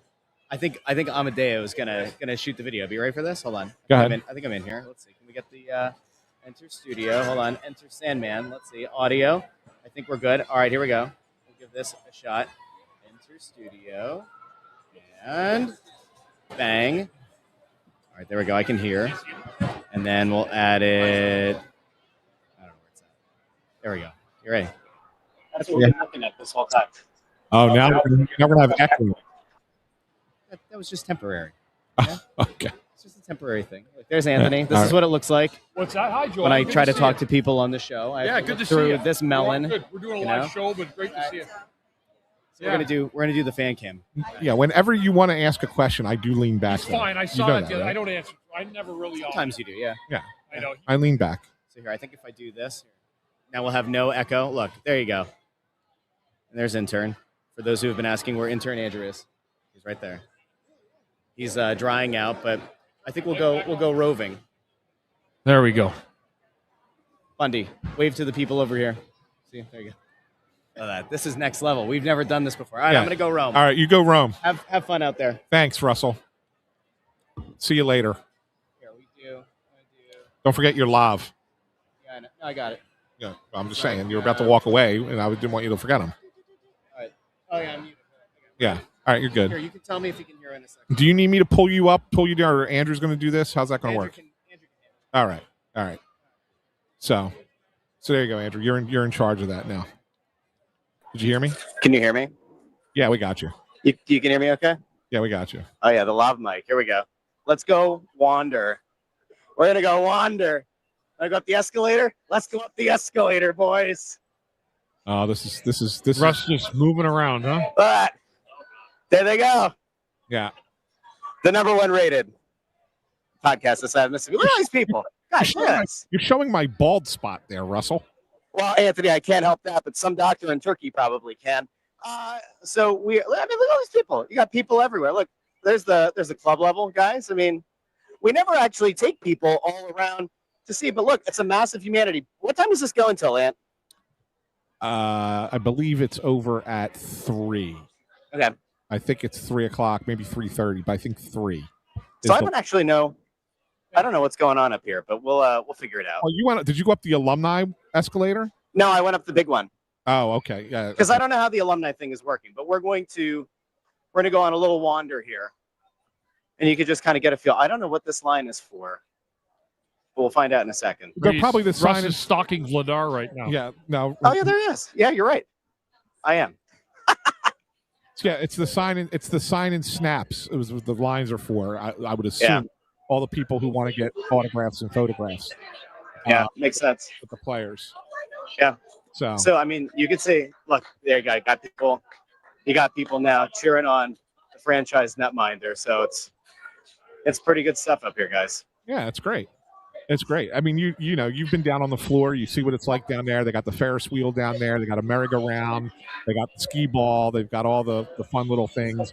And then if you go to the different concessions, if you go to the different concourses, that's where all the games are being played, right? Like, you know, that's where they're playing Mario Kart, or they're playing NHL, or they're doing axe throwing, pong, cornhole. There's all. I'm going to see if here we go. Different things. Just so, I mean, I'm sure people have seen this before, but if you've never been down this way and seen it, I mean, it's pandemonium down there. Yeah, that rink is absolutely stuffed with stuff on it. The cool thing is that they have you can go onto the ice and take a shot on goal. They have that too. Yeah, they have a merry-go-round and a Ferris wheel. Yeah. There's this like little rink down here. I'm going to see if I can zoom in at all. I don't actually know how much control I have over this video. But that's what I was talking about. That's where they do the shoot, shots on goal. There you go. The goalies. So that's pretty cool. Yeah. That is I'm looking good. to see. I think so. There, what you can see up around here as well is I don't know what the seated sections are all about. There's like 4 sections up here. That's for the sign and snap. So you in line for there, and then they bring you to where the player is. Got it. Yeah. All right. So we're going to continue to wander around, guys. I mean, do we have any word on the timing there for JJ and Boucher? No, they were supposed to be here by now. Have not made it over. I got to leave at 10 to 2. Yeah, I'm with you. Hopefully they get here soon. Well, listen, I'll do a lap up here, and if God forbid you guys have to go, I'll hang out there with Intern, and we'll take over the world together. You'll wrap the show. Correct. Just I was hoping to like crash in on a couple of the activities. They're downstairs, though, aren't they? Yes, they're on the concourses. All right. Well, I'll come back down the escalator. Delorier's through there, signing autographs. You can't see him, but he's in there. Yeah. Yeah. So I mean, I'm gonna text and find out where our guests are. I'm gonna pop out. Is this where you guys are? No, this is the other. I'm all the way across the arena. Oh, okay. There's some kind of pong down. I'm actually gonna, guys. I'm gonna giant pong is what it's called. Giant all pong. right. Well, then I'm gonna wander down there, and then we'll see what's going on, and I'll come rejoin you guys in a sec. Go down the escalator. Okay. And anything stand out to you today from the many conversations that we've had? I mean, nothing that we haven't already talked about. Patience is something that they're still. Yeah, they still want people to just understand that this is. I hate the word process, but that they're still trying to do the right thing, and sometimes things do take time. Yeah. Well, it is, I guess, a little bit. It's a bit of a positive here. There we go. Hey, it's a little bit of a positive, I guess, that they. If you're worried that they're going to like sell the farm to go out and get like a bottom 6 forward, it at least sounded like Jonesy is not in the business of doing that. So I guess I don't know, Ant. Do you think that reassures any of the most bloodthirsty of fans out there? No, nothing will reassure the most bloodthirsty of fans out there. Camera versus camera. No, they won't. But I will tell you that. I think things changed. I did think that there was a time, as recently as earlier this month, or I'm sorry, it's February 1st today, about a month ago, that they would have thought about adding at the deadline. And I don't think that they were looking to add anything ridiculous, but they were certainly talking about, how can we make the team better? And they would have tried to do so. And I think that this downturn has kind of made it so that they're pretty much going to stand pat, I think. Yeah, the only way that changes, Russ, is if they win 5 in a row here before the trade deadline. Right? You win 5 in a row and you kind of get back into it. Then maybe they go back into that mode of, let's add a couple of pieces maybe, that can help the team but not cost a lot of assets. But beyond that, no, I don't see that happening. Okay. So Simmer was pretty interesting too, right? Like the conversation about monitoring those OHL guys, but he's looking for the newer talent. I thought was kind of interesting as well. Well, yeah, and the way that you put weight on junior instead of just being worried about the guys, limited to just their OHL experience. Yeah, you have to. Obviously, the OHL is a lot different. You do play a lot of games against kids there, right, Bundy? There's 16, 17-year-olds in OHL. Young kids, yeah. And so it's a whole different animal if you're an elite player or even if you're an NHL caliber player, even if you're a depth forward, sometimes you look a lot better in the OHL or the Western Hockey League or the Q just because you're playing against kids who are never going to be in the OHL, right? So you got to weigh that versus playing against, like Simmer said, comparing Gavin McKenna playing college hockey. Now he's playing against guys with a little bit more experience, a little bit more maturity as far as physical maturity. And that changes. Maybe you don't look as good in that game. So that's why they rely so heavily on these international tournaments where you're competing against the best players of your age group, of your age bracket. And I think that's why they put a lot more stock in those. It's not an exact science, but I think that's why they put a lot more stock in those. Agreed. Looking to see who the giant pong is going on over here. Looking to get an eye on who is overplaying giant pong. So when you start to think about Sam Ersson. I'm sure he'll be thrilled to see Snow the goalie come over to talk to him. I'm not going to go interrupt his game right now. They're very deep into this game, it seems. So yeah, there you go. Though, like when you're talking about coming out to the carnival, and like what is it that you're looking forward to? What's the kind of stuff you're looking for? Got a group of ladies over there. They are enthralled, enamored with Ersson's lettuce on top of his head. And they are taking more pictures of Sam Ersson than I think I've ever seen anyone take. So there you go. Yeah. That's great stuff, Russ. Good work by you walking around. Good job. Good recon, Russ. Yeah. Well, you know what is I think a lot of it, guys, is you just try to give a feel, give a real feel for what's going on down here. It's not just, it's not just our beautiful mugs next to an escalator the whole time, I think it actually goes to show you just how many people are here as well. Right? Like we did the walk on the club level and on the mezz and down here on the concourse. There's just people everywhere. And we're multiple hours into the event. Yeah, no, it's great. It's really good. It's really good. You're missing the commenters right now, Russ. That's why I'm laughing. I can't. All right. Go ahead and read them off. No. You can read for yourself. No, later. that's okay. It's okay. They're being harsh. It has nothing to do with you. They're just being harsh. They're not being harsh. Oh, so the camera and microphone work is okay. That's not what we're being harsh on. Okay. Yeah. All right. So Bundy, I just got an update that they're going to be a little bit late. So if you need to roll, you can roll. Yeah, I have to roll at 10 too. I literally have to be somewhere. So Russ, we're going to need you to get back here to wrap the show. I am almost back, guys. With I've almost returned. JJ and Boucher will be here, but it will be after Bundy is gone. Okay. Well, I think I'm like pretty much right here, right? Yeah, there. We're back to the escalator, guys. We've done. How many minutes was I gone for? Come on, that's not too bad. Covered the entire arena, multiple levels. We do what we can around here. Yeah. Good work by you. That's the beauty of Snow the Goalie. Look at this. All right, now Sam Ersson autographed pad set. I should go tell the ladies who are over there taking nonstop photos of the guy. You should go over and talk to the wives doing the pucks. They had people around them. I don't know. I got balloon animals over here. Hi, I'm Russ Joy. You have no idea who I am, but I just want to ask you a question about this movie. It's entirely possible that your husbands hate me, but let me, how are we feeling about the season so far? Yeah. I don't need to get anybody's wife in trouble. Somebody starts mouthing about the organization or coaching. Oh, look at these guys, look at these handsome fuckers right here. Hey.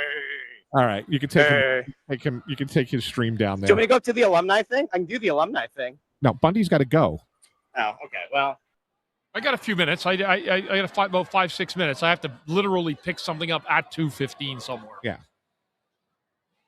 We muted you, Russ. Oh, he's gone back up. Here we go. Did he leave all right, again? we're back. Yeah, he's back. Just real quick. Bundy, when you got to roll, I'm just going to pop up here and see. He just wants to see what alumni are up there. Yeah, we got to. My favorite part of this is we've Russ. had lots of people going the entire time. Russ probably is not going to be able to identify any of them. No, he won't. That's highly unfair. All right, I found the longest lines of the day. They're up here at the Alumni Way. Aren't they usually for the pictures, though? For player pictures? I would think so. I mean, I'll tell you, Delorier had a line. Guys, fans will always love the fighters. Of course. They will. They will. Always love the fighters. I remember years and years ago going to an event like this, guys, and I remember Dan Carcillo having arguably the longest line of anybody. So Stimmer's up here. You got Hartnell up here. A whole bunch of other people. And yeah, Ant, fair to say, there were at least two dudes up here that I did not recognize. I have no idea who they are. But people are in line for them, so that's good. Yep. That's why Cindy Stutman brought us cookies. Oh, Cindy, you're the best. She brought what? Cookies. Brought us cookies. Oh, God. I'll be there in a jiffy. All right, drop me off, intern. Yeah, hustle, run. Russ, run. There you go. Yeah, I haven't even eaten today, so this is exciting. But I'm not going to sit here and eat on the air when I'm by myself. Although I guess intern could always. And Bundy, if you walk away and Russ is not back, like I guess Andrew and I can chat for a couple minutes. So we're good. All right, just want to make sure. I got to drive. I got to go to a family event in to my wife's aunt's 90th birthday party. Wow, it's at a restaurant in Center City. I got to drive to. Happy birthday! I know. So she's a very, very sweet old Italian woman. Always says the same things to us every time she sees us. It's hysterical. Yeah. She pinch your cheeks? Oh, she's one of those. 100%. 100%. Oh, Maria, you look so beautiful. Oh, and your husband, he's amazing. Oh, it's such a nice man. Oh, it's so good. Your husband, he is. That's exactly what I get all the time. She's a sweetheart. She's a sweetheart, but that's what I get all the time. Ross, would you like a cookie? Yes, please. I would love a cookie. Thank you.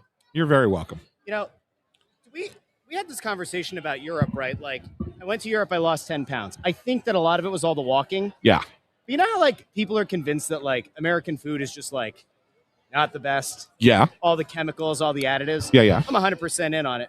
I gained back 1.5 pounds, which is fine. I also haven't been walking around a lot.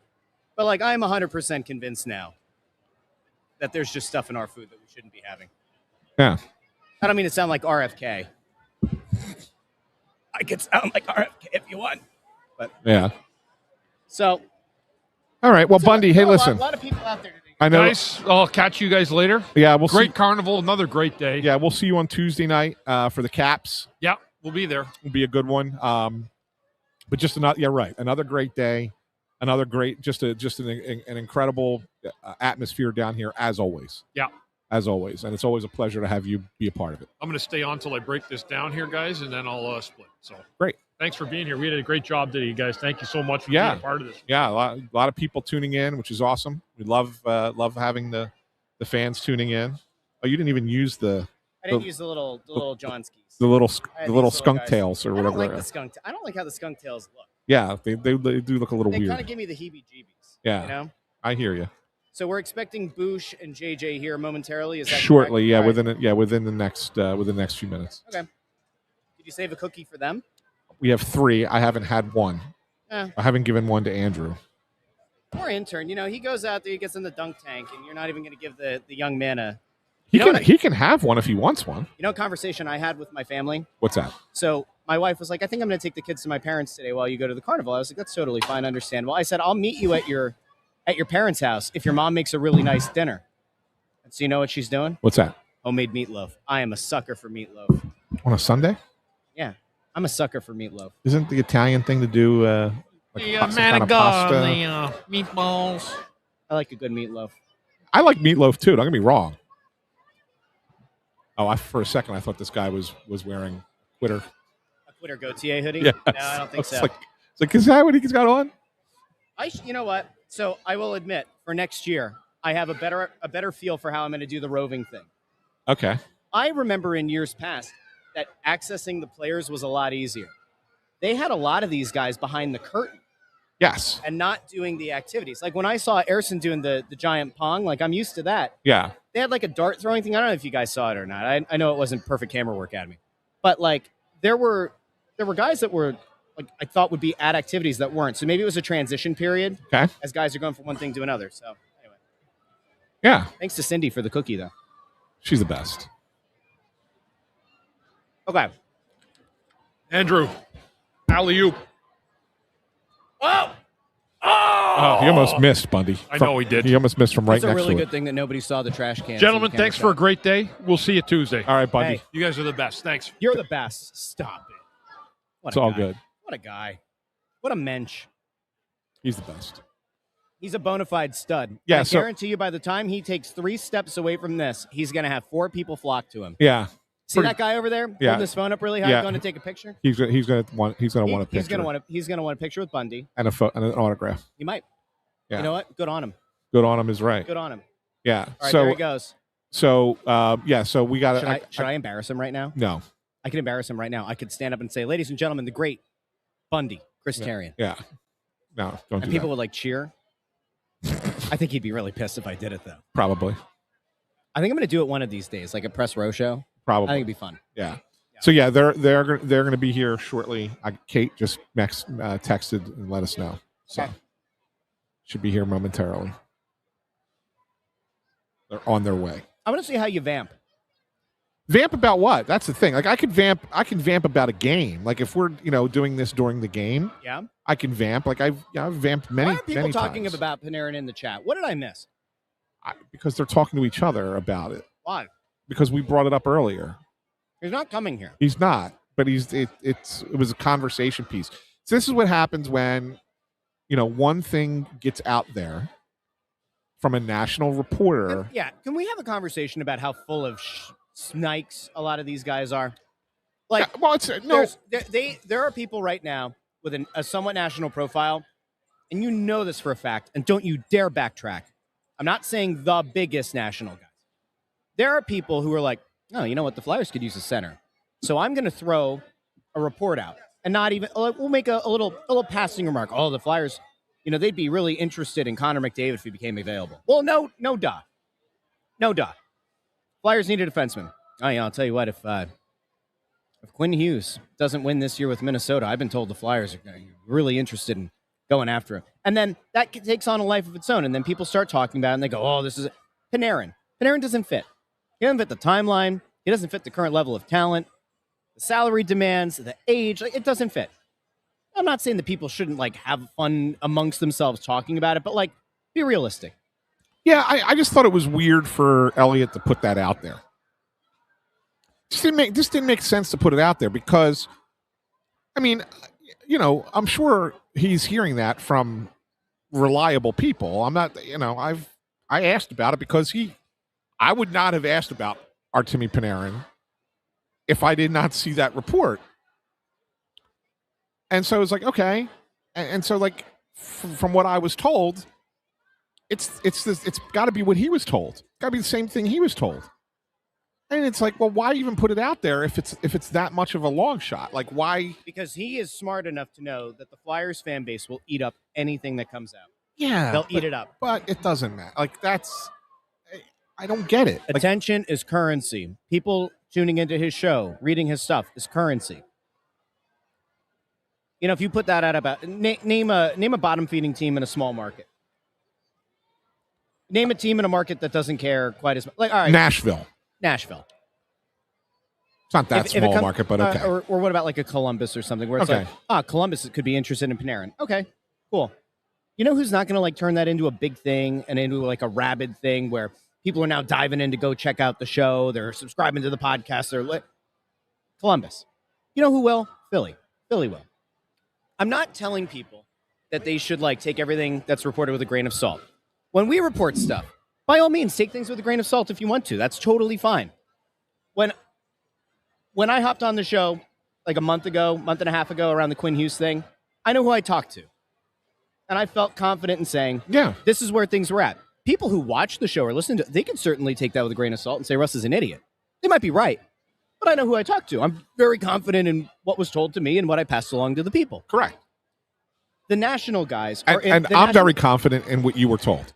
And the national guys are in an interesting position because if you pay attention, right, when you listen to a national podcast, whether it's NHL, NFL, NBA, whatever, there is a certain level of understanding about how the team is playing, how deep that analysis goes, the conversations that are being had league-wide, the conversations that are being... But a lot of it is surface level. A lot of it can be as simple as, like, could Elliot Friedman right now text Danny Briere and say, hey, you guys have any interest in Panarin? And if Briere texts him back and says, yeah, like, if the price is right, like, you know, I guess he would be on our radar, sure. Well, guess what? Friedman could turn around and say, oh, you know, the Flyers, they might be interested in Artemi Panarin. And that's what gets people going. But that's not the same thing as Elliot Friedman sits down with Danny Briere and Briere goes, yo, we're actually willing to move significant prospects and draft picks because we are so sure that he will re-sign here, that he will be an impact player, and that he is going to help us be like the conduit for getting Matvei Michkov to be the ultimate player he can be. Very big difference. Correct. But because you're at a national level, you're able... But, you know, when you're at a national level, you say certain things, you're able to say certain things, and, like, the way that people take it is, you know, it's different. I don't know. I am not trying to poo-poo Elliot Friedman. I am not trying to poo-poo Adam Schefter. I'm not trying to poo-poo Shams. Not trying to poo-poo Fabrizio, whatever his name is, who does all the international stuff. I'm not trying to do that. I'm just merely pointing out to people. Sometimes the national guys get legit intel, and sometimes they just do a little poking around and they kind of gussy that up. I'm not sure that they're as plugged in, some of the guys, as people might think. Friedman is definitely plugged in. So what I'll say about it is this, especially in hockey, I think baseball's like this too. The national guys are information traders. Yes. So the deal that they have with everybody is you tell me something, I'll tell you something I'm hearing. It's really what it is. So I think teams have gotten to the point, and this is why you're seeing some national people, whereas before, like the national people were, you know, you heard their report and it was like, all right, this is 99.9% going to happen. And that percentage has dropped. I'm not saying it's bad. They're still very accurate. But I think some teams are now utilizing the national reporters in a way to leak some things out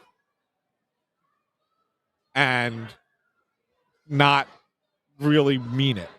Yes. Right? Here comes JJ and Boucher. They're almost to an extent trying to use the currency that people give to those guys, and they try to mislead. Right. Or you know, some agents might want certain things out there that may or may not be Yeah, fundamentally I see correct. him. I see him. He's signing everything. This is we're used to this. I know. We're used to this. I know. So you got Jim Jackson hopping on, Brian Boucher. Oh, there he is. Yeah, here comes Boucher. He's coming. He's talking. Look at him. He's like off the cover of GQ. See this? Yeah, He is. I know. He is. Can't go anywhere with him. I mean, what's up, Jim? I'm not saying that you're like poorly dressed or anything, but like No, him. but He's like, got the you know, collar up. Boucher the whole shows up thing. here with the collared shirt. He's got calling like you Mr. GQ. crew neck sweatshirt. Russ you know. Russ said you look like you walked off the cover of GQ today. Oh, well, thank you I'm for just- that. I'm just saying there's I like take a- that as a compliment. And I rolled out I'm of just bed. saying, you got like, you know, you got everybody turning their heads, you know. Good stuff. You know what I wanted to, before we even get into the carnival. He had people turning their heads when he was a goalie, too. Yeah. I was turning my head too, picking the picking the puck out of the back of the net. I'm sorry, Boucher. I couldn't let that one sit. Oh, that's funny. I'm the best at making fun of myself. Anyway, before we talk about anything related to the team or anything related to this carnival, the thing that I wanted to talk about, Bouch, was you on the national broadcast the other night with the ice cream, man. It was like one of my favorite things. Like I was cracking up watching that. I was sitting there. And it all started because I ate the gritty ice cream here, and Liam McHugh in the studio said, we got to do something with this. And I didn't realize it would be that big a deal. It went viral. I just crushed another gritty Sunday, by the way. I just crushed one in the last one we did, yeah. So I love ice cream. I mean, if people like watching me eat ice cream, I'll do that. Let's go top 3 ice creams. Flavors, or do you have like a specialty? My favorite is cookie dough. Okay, I love it. Yeah, I love Springer's down at the shore. Shout out to Springer's down in Stone Harbor. That's a good one. I like mint chocolate chip, refreshing. Yeah, it is. Yeah, and I like a strawberry ice cream. Do you want when the mint chocolate chip? Do you have to go with the green one or the? Can you do the white? No, green. Green. I want the feeling of green. Yeah, probably not good for you, but okay. Do you ever do the mint with the Oreo? Instead of it being the chocolate chip, you do Oreo on the inside. Never done that. That'd be like mint cookie dough almost. That'd be It's good. fantastic. I like coffee ice cream. That's my interesting too. Yeah, coffee ice cream. That's And in my top 5, but not my then top the other 3. two that you mentioned. Where do you guys land on the blizzards? You know, like, are you fine with the sauce? Are the things that you? They're okay. It's not ice cream. It's not the same, right? I like a soft serve. Yeah, I do like a soft serve. I like a soft serve hot fudge sundae. Yes, that I like. Okay. Frosties, Wendy's. Yeah, I kind of like that. No, yeah, it's an interest. It's a little bit different. Chocolate? You go chocolate? What do you go? Yeah. So we got to go. It's been nice talking to you guys. Well, you know, and Jim, you can attest to this. You know where some of the best ice cream is? In the Phillies press box. Yeah, no, hey, you got old 2 scoops back there, Frankie Frank. 2 scoops, right? Yeah, he became 3 scoops for me. I walk back there, he pulls out the big cup. I'm like, Frank, you're killing me, Frank. He would. There'd be times where I'd be running around or whatever. I wouldn't have time, and I go, I missed out today. He'd have a smile on his face. Oh, he had 3 scoops waiting for me, and it was the coffee, Turkey Hill coffee. You guys got to pull some strings and get that up in this press box. Can we get a little ice cream up here? Yeah, we've got hot dogs now, which are I'm liking the hot dogs. personally. Insomnia cookies, which are pretty good. But no ice cream. Maybe after all this, Think of Bush, the candy. maybe it Yes. happens. We can have the Brian Boucher ice cream stand in the press I love box. it. We name everything in the press box That's now. right. We can name it after you, Bouch. Right. Another We already have year. the candy up there too. You can do the candy as the Yeah. topping. Yeah, I mean, there's plenty, that's true. Yeah, Reese's Pieces, throw it on top. Yeah. Another year, another carnival. Good stuff as always. Bouch, for you, I mean, just going back to when you were a player, like obviously the interaction with the fans is it's something that's got like really special for the like to recognize even when the team's not going well. Yeah, they still care. Yeah, and I played in a lot of other spots, and we never had any of this. Yeah. So you could, I mean, whatever. You really didn't have the interaction with fans in other places. People say they do, but they don't. Here you do, and you're right. Sometimes it's good, sometimes it's bad. If you're not going so good, you have to face the music a little bit. I don't think there's anything wrong with that. Right. I think it holds people accountable. It's like, you get that instant feedback. This is like reality Twitter, I guess, to a degree, right? You're kind of like in your face Twitter. Yeah, but it's all good because I think people are respectful and people understand. Hey, we're here for a good cause. This is a great day for the players, for the fans. We're all raising money for good things, and that's really what it boils down to. But at the end of the day, the players want the fans to come here and have an enjoyable experience, and the players want to have an enjoyable experience too. So the pressure to win coming into situations like this, I think, is always good for players. Yeah, and JJ, you've been. This is your 25th, 30th. Wow, 30. Jeez. Yeah, I mean 33 years, but we missed a couple with lockouts and pandemics and things like that. Yeah, but 30 Yeah, 30 30 of carnivals. them. And I mean, we say it on the air and people say you're just saying that, but it's always a great time. I mean, I love talking. I was downstairs and we were doing interviews, but in between the interviews, the fans were just coming up and just talking to them. And to be honest with you, we're so close to the wins and losses and still thinking about how they could have won the game yesterday, all that. The fans actually bring me back to perspective. It's like, we love the broadcast. We love the team. There's still that love. It's still there. I mean, what it would be when they get back to being a playoff team consistently is going to be unbelievable. But even as it is, there's still a tremendous amount of energy in this building for this event, and you can feel it from the fans. And it's the funny thing that I keep telling people off air and stuff. I say, I know that social media has been around for 15 years, whatever, but we really haven't had a very good Flyers team in the era of that's an interesting point. Twitter being great, right? Like where everybody's like the conversations on Twitter, right, all the time. You got to go back. I mean, I know Twitter was around in 2010 when you guys made the run, but it wasn't what it is today, right? So like we've not had that. And I just wonder, when you look at all the negativity that's out there on social media, what will it be like when the team is actually good on that social media platform? Yeah, I mean, there's still going to be naysayers out there.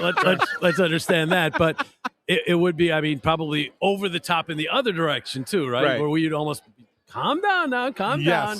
But it would be interesting. I hadn't even thought of that. But you're right. 2010, it wasn't, and then 2019, 20 was the bubble. Was different in all ways. Yeah. So they really haven't had a playoff run of any type in the social media era or whatever you want to call it. So I think it would probably be exactly what I said. Over the top the other way, and we'd be trying to calm them down from being too euphoric. But that would be a nice change. I wouldn't mind having to do that. It would be a nice change. Boucher, I wanted to ask you about Dan Vladar, because look, you always talk about the goalies. That's the one I love listening to you talk about, the goalies on the broadcast. And you even say it sometimes, like, I might focus on the goalies too much, even on the national ones, but I think it's great. Like, what do you see from him that is just so reliable on a game in, game out basis? I mean, he's had maybe 3 games that were bad this year, and the rest have been really good. Like, so what is it about him that is so consistent? Yeah, and even those bad games, I don't know that they were necessarily his fault. They just were bad statistical games. I think when I watch him, I don't see a guy that looks nervous to me. Yeah. I see a guy that's sure about himself. He's confident in his ability. And I think his experiences have gotten him to this point. Goalies develop at all different rates, right? And I've had people that work in the Bruins organization. I won't say who, but they often went like, man, we let a wrong guy get away in that organization. Like, they thought highly of him, but they had other guys coming. I just think that he knows who he is. He's a big guy, so when you have size, you've got an advantage over a lot of other guys. You don't have to play as aggressively when you're a big guy. You can play a little bit deeper, and if you can read the game properly, know when you can be a little bit more aggressive, when not to be. This is when I think your reads become sharp and you become a good goalie. But when I watch him play, like, he never looks jittery to me. I never see a guy that I'm like, oh, he's unsure of himself. I mean, maybe the only area of his game that I think could be improved upon at this point would be his handles, his puck handles. And a lot of goalies would have that. You have to have like a lot of reps to do that because you can't do it in practice. But aside from that, I mean, he just has a presence about him. Yeah. His size and his calmness in there. Rebound control is really good too. It is good. Yeah. It is good. And I think that's a product of, if you can be a little bit deeper, you can see it a little bit longer. It's a split second longer. You can see it. So you can steer your rebounds in the right direction, or you can swallow it. I just feel like he's a guy that took a little longer for him to get to this point, but he's arrived. He's proving to be a number 1 goalie. The other thing about him is he is just a tremendous teammate. I mean, we were talking about that earlier. Yeah, I mean, he always points blame at himself. Sometimes on goals where he had literally no chance to make the save. Never throws his team under the bus. And from what I'm told by Toc and some of the other players, tremendous energy in games when he comes over to get water, like just trying to pump the team up and stuff. So the teammates, they absolutely adore him. So I think he's here for a while. Bouch, a lot of times, like, we kind of live in this bubble. We check out other teams as much as we can, but like we're here. You get to kind of break out of that bubble a lot from a national perspective. Sometimes we overrate the players here. I think every fan base does that. But when you kind of pop out and you're looking back at this team and you're looking out of Vladar from like that league-wide perspective and the people that you talk to that are outside of this bubble, do they seem to believe that Vladar is the real deal the same way that we in here seem to believe he's certainly trending to being? Well, real deal as in the sense of like being like that he's an actual a top 5. No. That he's a starter in the league. He's a starter in the league. Kind of been a backup. Yeah, if you're saying like mid-teens, number 1 goalie, yes, I think people are starting to recognize what he's been able to do here. I think sometimes when you're a number 2 and you play the 3rd game in 4 nights, you're not getting the true read on who that guy is. And credit to pro scouts who have watched him enough to say, to recognize that when he was in Calgary, he was getting some tough starts. Like he was not being handed the games to succeed in. Yeah. You're not gonna get your team's best when you get those starts, and seeing that this is a guy that has an opportunity to finally make that next step. I think people around the league recognize that he's right there. But in saying that too, things can change, right? And I think I see it around the league all the time. Teams with goaltending, there's whether it be injuries or inconsistent play, it seems like now more than ever, goaltending is so volatile compared to back in the day when Marty Brodeur was playing 67 games. And, now it's like it can change so quickly from year to year that I think everybody is just, they kind of look at it and be like, okay, they want to be like all in, but they're also like cautiously optimistic. And I think that's the way a lot of teams look at all their goalies around the league. Honestly, aside from Shesterkin, Vasilevsky, Sorokin, help me out. Am I missing anybody else? That's probably it. That's probably it. I'm just trying to get to that point, but not. After that, it's like, a guy like Mackenzie Blackwood, I think, is a tremendous goalie, but injuries. Hellebuck, maybe, in the regular season. But you know what I mean? There's just not a lot of, I think a lot of teams have those worries. And hopefully for Vladar, it's a trajectory now from his late 20s into his 30s where he's proven that he can be a reliable number one. One of the things I wanted to kind of ask you guys, obviously the last 12 games have been, or 13 now, have been not great for the Flyers. What are you seeing that has changed from where they were the first half of the year? And then what do you think? How do you think they can get back to that? I know that the last two periods yesterday were a good stepping stone, but it's just two periods, right? I mean, so how else can they get back to doing what they were doing the first half of the year? Well, the one thing that's quite obviously different is their defensive breakdowns of the back door, the cross ice. I mean, it was something we were talking about that Toc really pays a lot of attention to, and we said they're really paying a lot of attention to it, and you weren't seeing a lot of that against them in the early part of the season, and that obviously helps the goalies if you're not having to make the cross-crease saves all the time. So here over the last 3 weeks, there have been a ton of them. It really kind of seems like it started with the back-to-back Tampa games when Kucherov started firing the puck cross-ice, and every team has just jumped on that, and they're doing it to the Flyers. So that has to change. The one thing that they were doing early, and they're still doing that they've got to get better at, are the starts. They just have to get off to better starts in games because now they are allowing some goals and their penalty kill hasn't been as good as it was early on.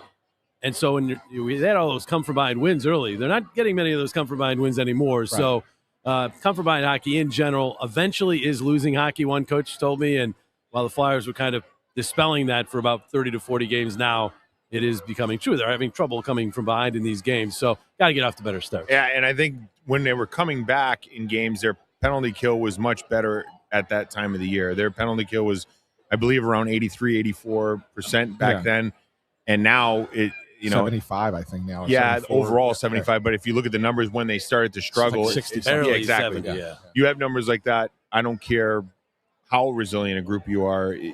That's too big of a hole to dig. So I think the penalty kills got to get better. The starts have to get better in the sense that it doesn't mean that they have to come out and play with the lead. It just means that they can't be down 2-0, 3-0, exactly. and think you can come back. I think, honestly, I think that's a mindset. I think that could be the product of a younger team still trying to figure out how to navigate the league on a nightly basis. It can be difficult. That's where your veterans have to be dialed in, have to be great leaders.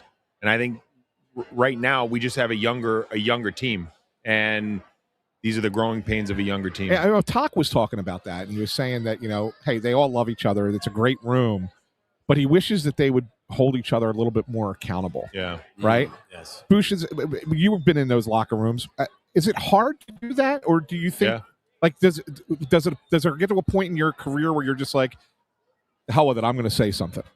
And then you just become that guy, or is it? Well, I'll tell you why it doesn't happen with a younger team is because if you don't have the experience, you're not going to call somebody out. You're just trying to survive in this league and figure out how can I do my job better. Yeah, I'm not going to worry about Anthony SanFilippo, right? Yeah.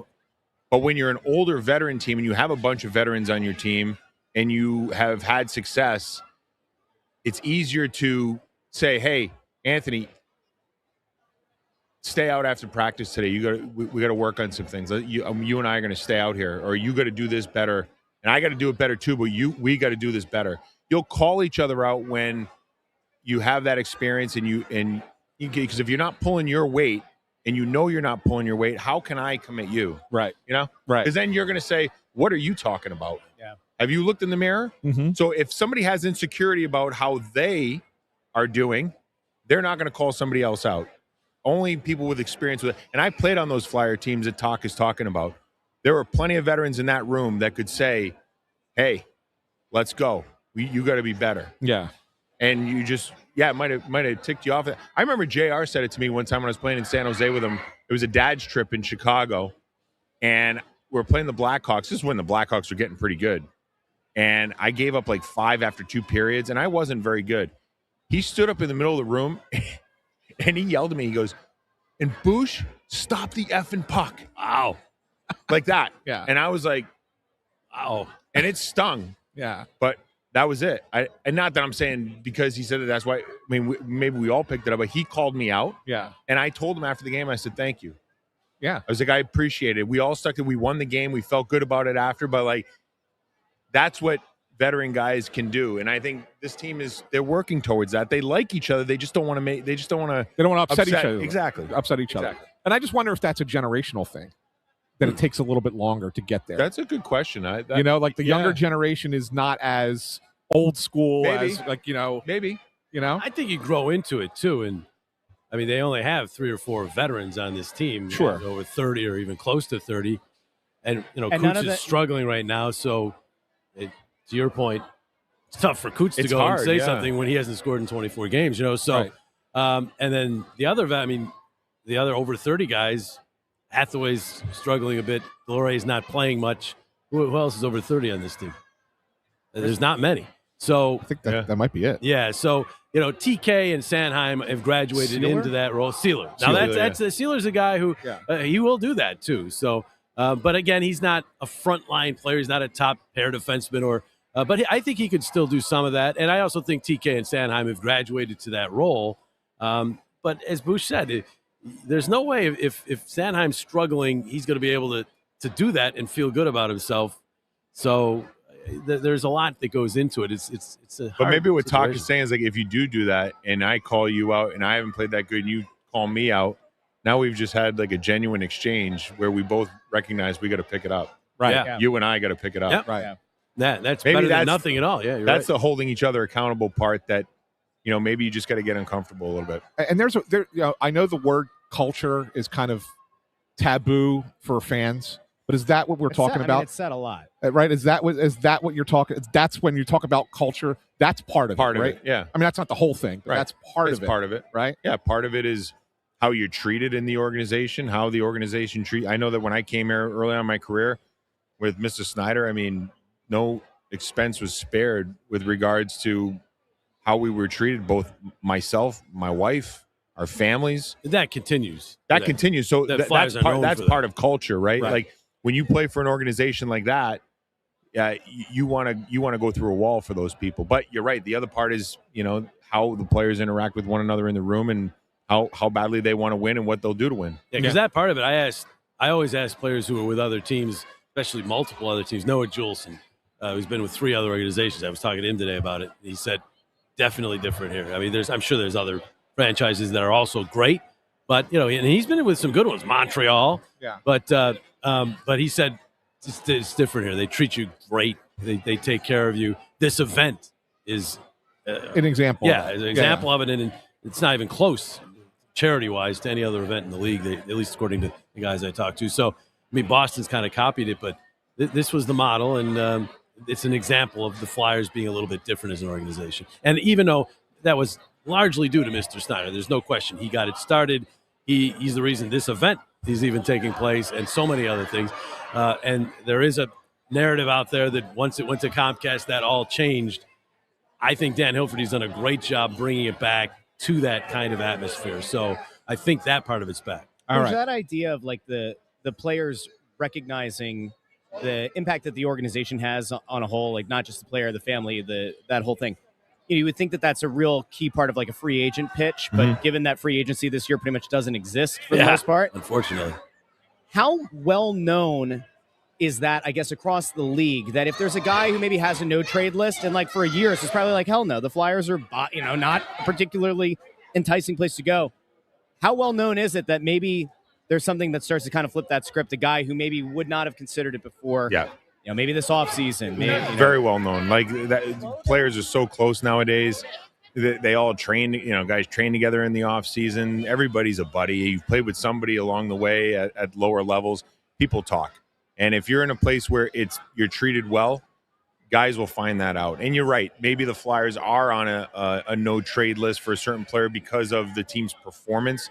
But once they figure out, there's a lot of good things here, right? It's a great sports city. The travel here is tremendous compared to some other places. Facilities are great. Facilities are great. The way they treat you as an organization. Now, if you can start to get on the upswing playing wise, that it's a home run. And I think that's what the guys that are here now are figuring out, and they're talking to their buddies about it. And you're right; it's not about free agency; it might be about the trades. I know we got to run. We got to wrap this thing up. There's a Brian Boucher fan, the Brian Boucher jersey out here. I know waiting. She's waiting. But before you get to her, Bouch, there was a comment that came through on our comment board. Oh boy, from Russ's wife. Was there? Nancy Joy. Uh-oh. Really? Nancy Joy said, "Just tell Brian Boucher I said hi. I think he's really cool." That's true. Go find it. Really 100%. It's in there. Nancy Joy did say that. Yeah, you take care of that when you get home, Russ. Thank you, Nancy. Hi, Nancy. Your husband was nice to me. Thank you. So That is was Anthony. awesome. Yeah. It was a happy Yeah, there it marriage. is. See, it was her, right? I'm not lying when I said that, right? No, he's a cool dude. He's a cool dude. Yeah. All right. There you go. I said he looked like a GQ model. I don't know. Yeah. We swapped. We're gonna have to knock him down a peg or two after this. It's good experience. stuff. Yeah. Gentlemen, thank you very much. We greatly appreciate it. Our pleasure. It's always a pleasure to talk to you boys, and we'll see you down the line. All right, guys. Sounds good. Yeah. Take care, guys. You know what the good thing is too? We often have these conversations about. You think about the commentary team on different teams, different organizations, and remember the thing that happened like a week or so ago. It was what was the away game where the announcer was flipping their lid about chanting, about people chanting "Let's go Flyers." That was in Colorado. I was on the road. And you trip. go if Jim Jackson and Brian Boucher went on to NBC Sports Philadelphia, and they openly bemoaned the fact that there was another fan base with fans there and said, "Oh, these people left that city for a reason," we would take them to task because it's just a stupid thing to say. Yes. Now, are there times where maybe a little bit of a rosier picture can be painted? Yeah. Sometimes, Sure. but you don't hear things like that. And sometimes I think a lot of times we lose sight of how good you have it here from a commentary perspective. That these, they're off. What? Yeah. Oh, they're only alumni. Just alumni. Yeah, you're good. Thanks. Yeah. But anyway, that's it. There are some bad announcing teams in this league. Oh, there are big some. time. I mean, oh look, they're bringing the cart. I think they're telling us it's time. Yeah, well, we said that we were going to probably roll out by 2, and it's almost 2:30. And my wife's texting me because wondering where I'm at. I'm supposed to be at a dinner. Oh well. Yeah. A dinner. It's 2:20. It's a 90th birthday party for her aunt. And what time's the party at? 2. That's not a dinner, and you should have been gone. Oh my God. These people. I stuck around because these guys were running late. Intern and I could have handled it. Come on now. Would you have brought up the ice cream thing? Yeah, because I wanted to know if he got any driblets on. So I actually had like a panic moment for him. I was like, all right, now think about it. Play this one out. Yeah. Boucher has national profile. Yes. He goes into some like mom and pop dry cleaner, right? Yeah. They have no idea who he is, right? Right. He could show and be like, hey, I'll pay you well, tip you well. Like Turner will pay for him to get dry clean. What's the turnaround time? Like, what do you expect the turnaround time would be if he had like gotten ice cream on himself and then he had to go and he had more games to do? What do you think the turnaround time would be versus a jamoke like me or you going and going? Like, I mean, if you had to go from one city to the next. Yeah, but like if he landed in that next city, he's like, hey, listen, I have a game tonight at 6, there are 6 o'clock. cleaners that are like 2-hour cleaner or Are 3-hour. there? Yeah, you got to pay extra, but I mean they have them. Okay. Yeah. I actually did panic for him though. I was like, oh, because like imagine then you go on the air and it's like you got the the spot of like Graham Slam or whatever on your on your lapel. You know, He's posing for a picture with Mike Butts. Yeah, that's what we just did right there. Yeah, Mike Butts. He'll be thrilled. All right, now listen. Yeah, we got to run. It's been a long show. I think we did the longest show of anybody who's down here. A big thank you to everybody who tuned in live. And a big thank you to everybody who's going to listen after the fact in the podcast feed. You know, it's a long show. Hopefully you got something out of today. If you missed it, we had Rick Tocchet, we had Dan Hilferty, we had Keith Jones, Todd Reirden, Cindy Stutman, Wayne Simmonds, Boucher, JJ. Did I miss Timmy anybody? Saunders. Tim Saunders popped on. Guy who did Vladar's mask, Fran. I forget Fran's last name, but Fran came over, Drummond, showed us. Franny Drummond. Franny Drummond showed us the first look at Dan Vladar's Olympic mask. We did a little bit of running through the arena. I stalked Vladar there for a little bit. Yeah. He's too tall. You know, if he'd been like a shorter guy, I'd have walked up to him and, you know, done the whole thing. He's tall. I don't know if I could have reached up to his head to hold the mic, a little microphone, but we'll get an iron out for next year. We did a little bit of different stuff this year. Intern Andrew ended up in the dunk tank, got dunked like 12 times. Yeah. Good stuff. Good stuff. So anyway, a big thank you to everybody who tuned in. Good luck to video guy Amadeo for having to clip this one up. On a positive note, that's a lot of content for the Olympic break. We're going to still be doing shows. Correct me if I'm wrong. We are going to be doing Snow the Goalie Radio this week. In Marlton. This Wednesday night at 6 o'clock. In Marlton. In Marlton. So, I don't know, plan that one out.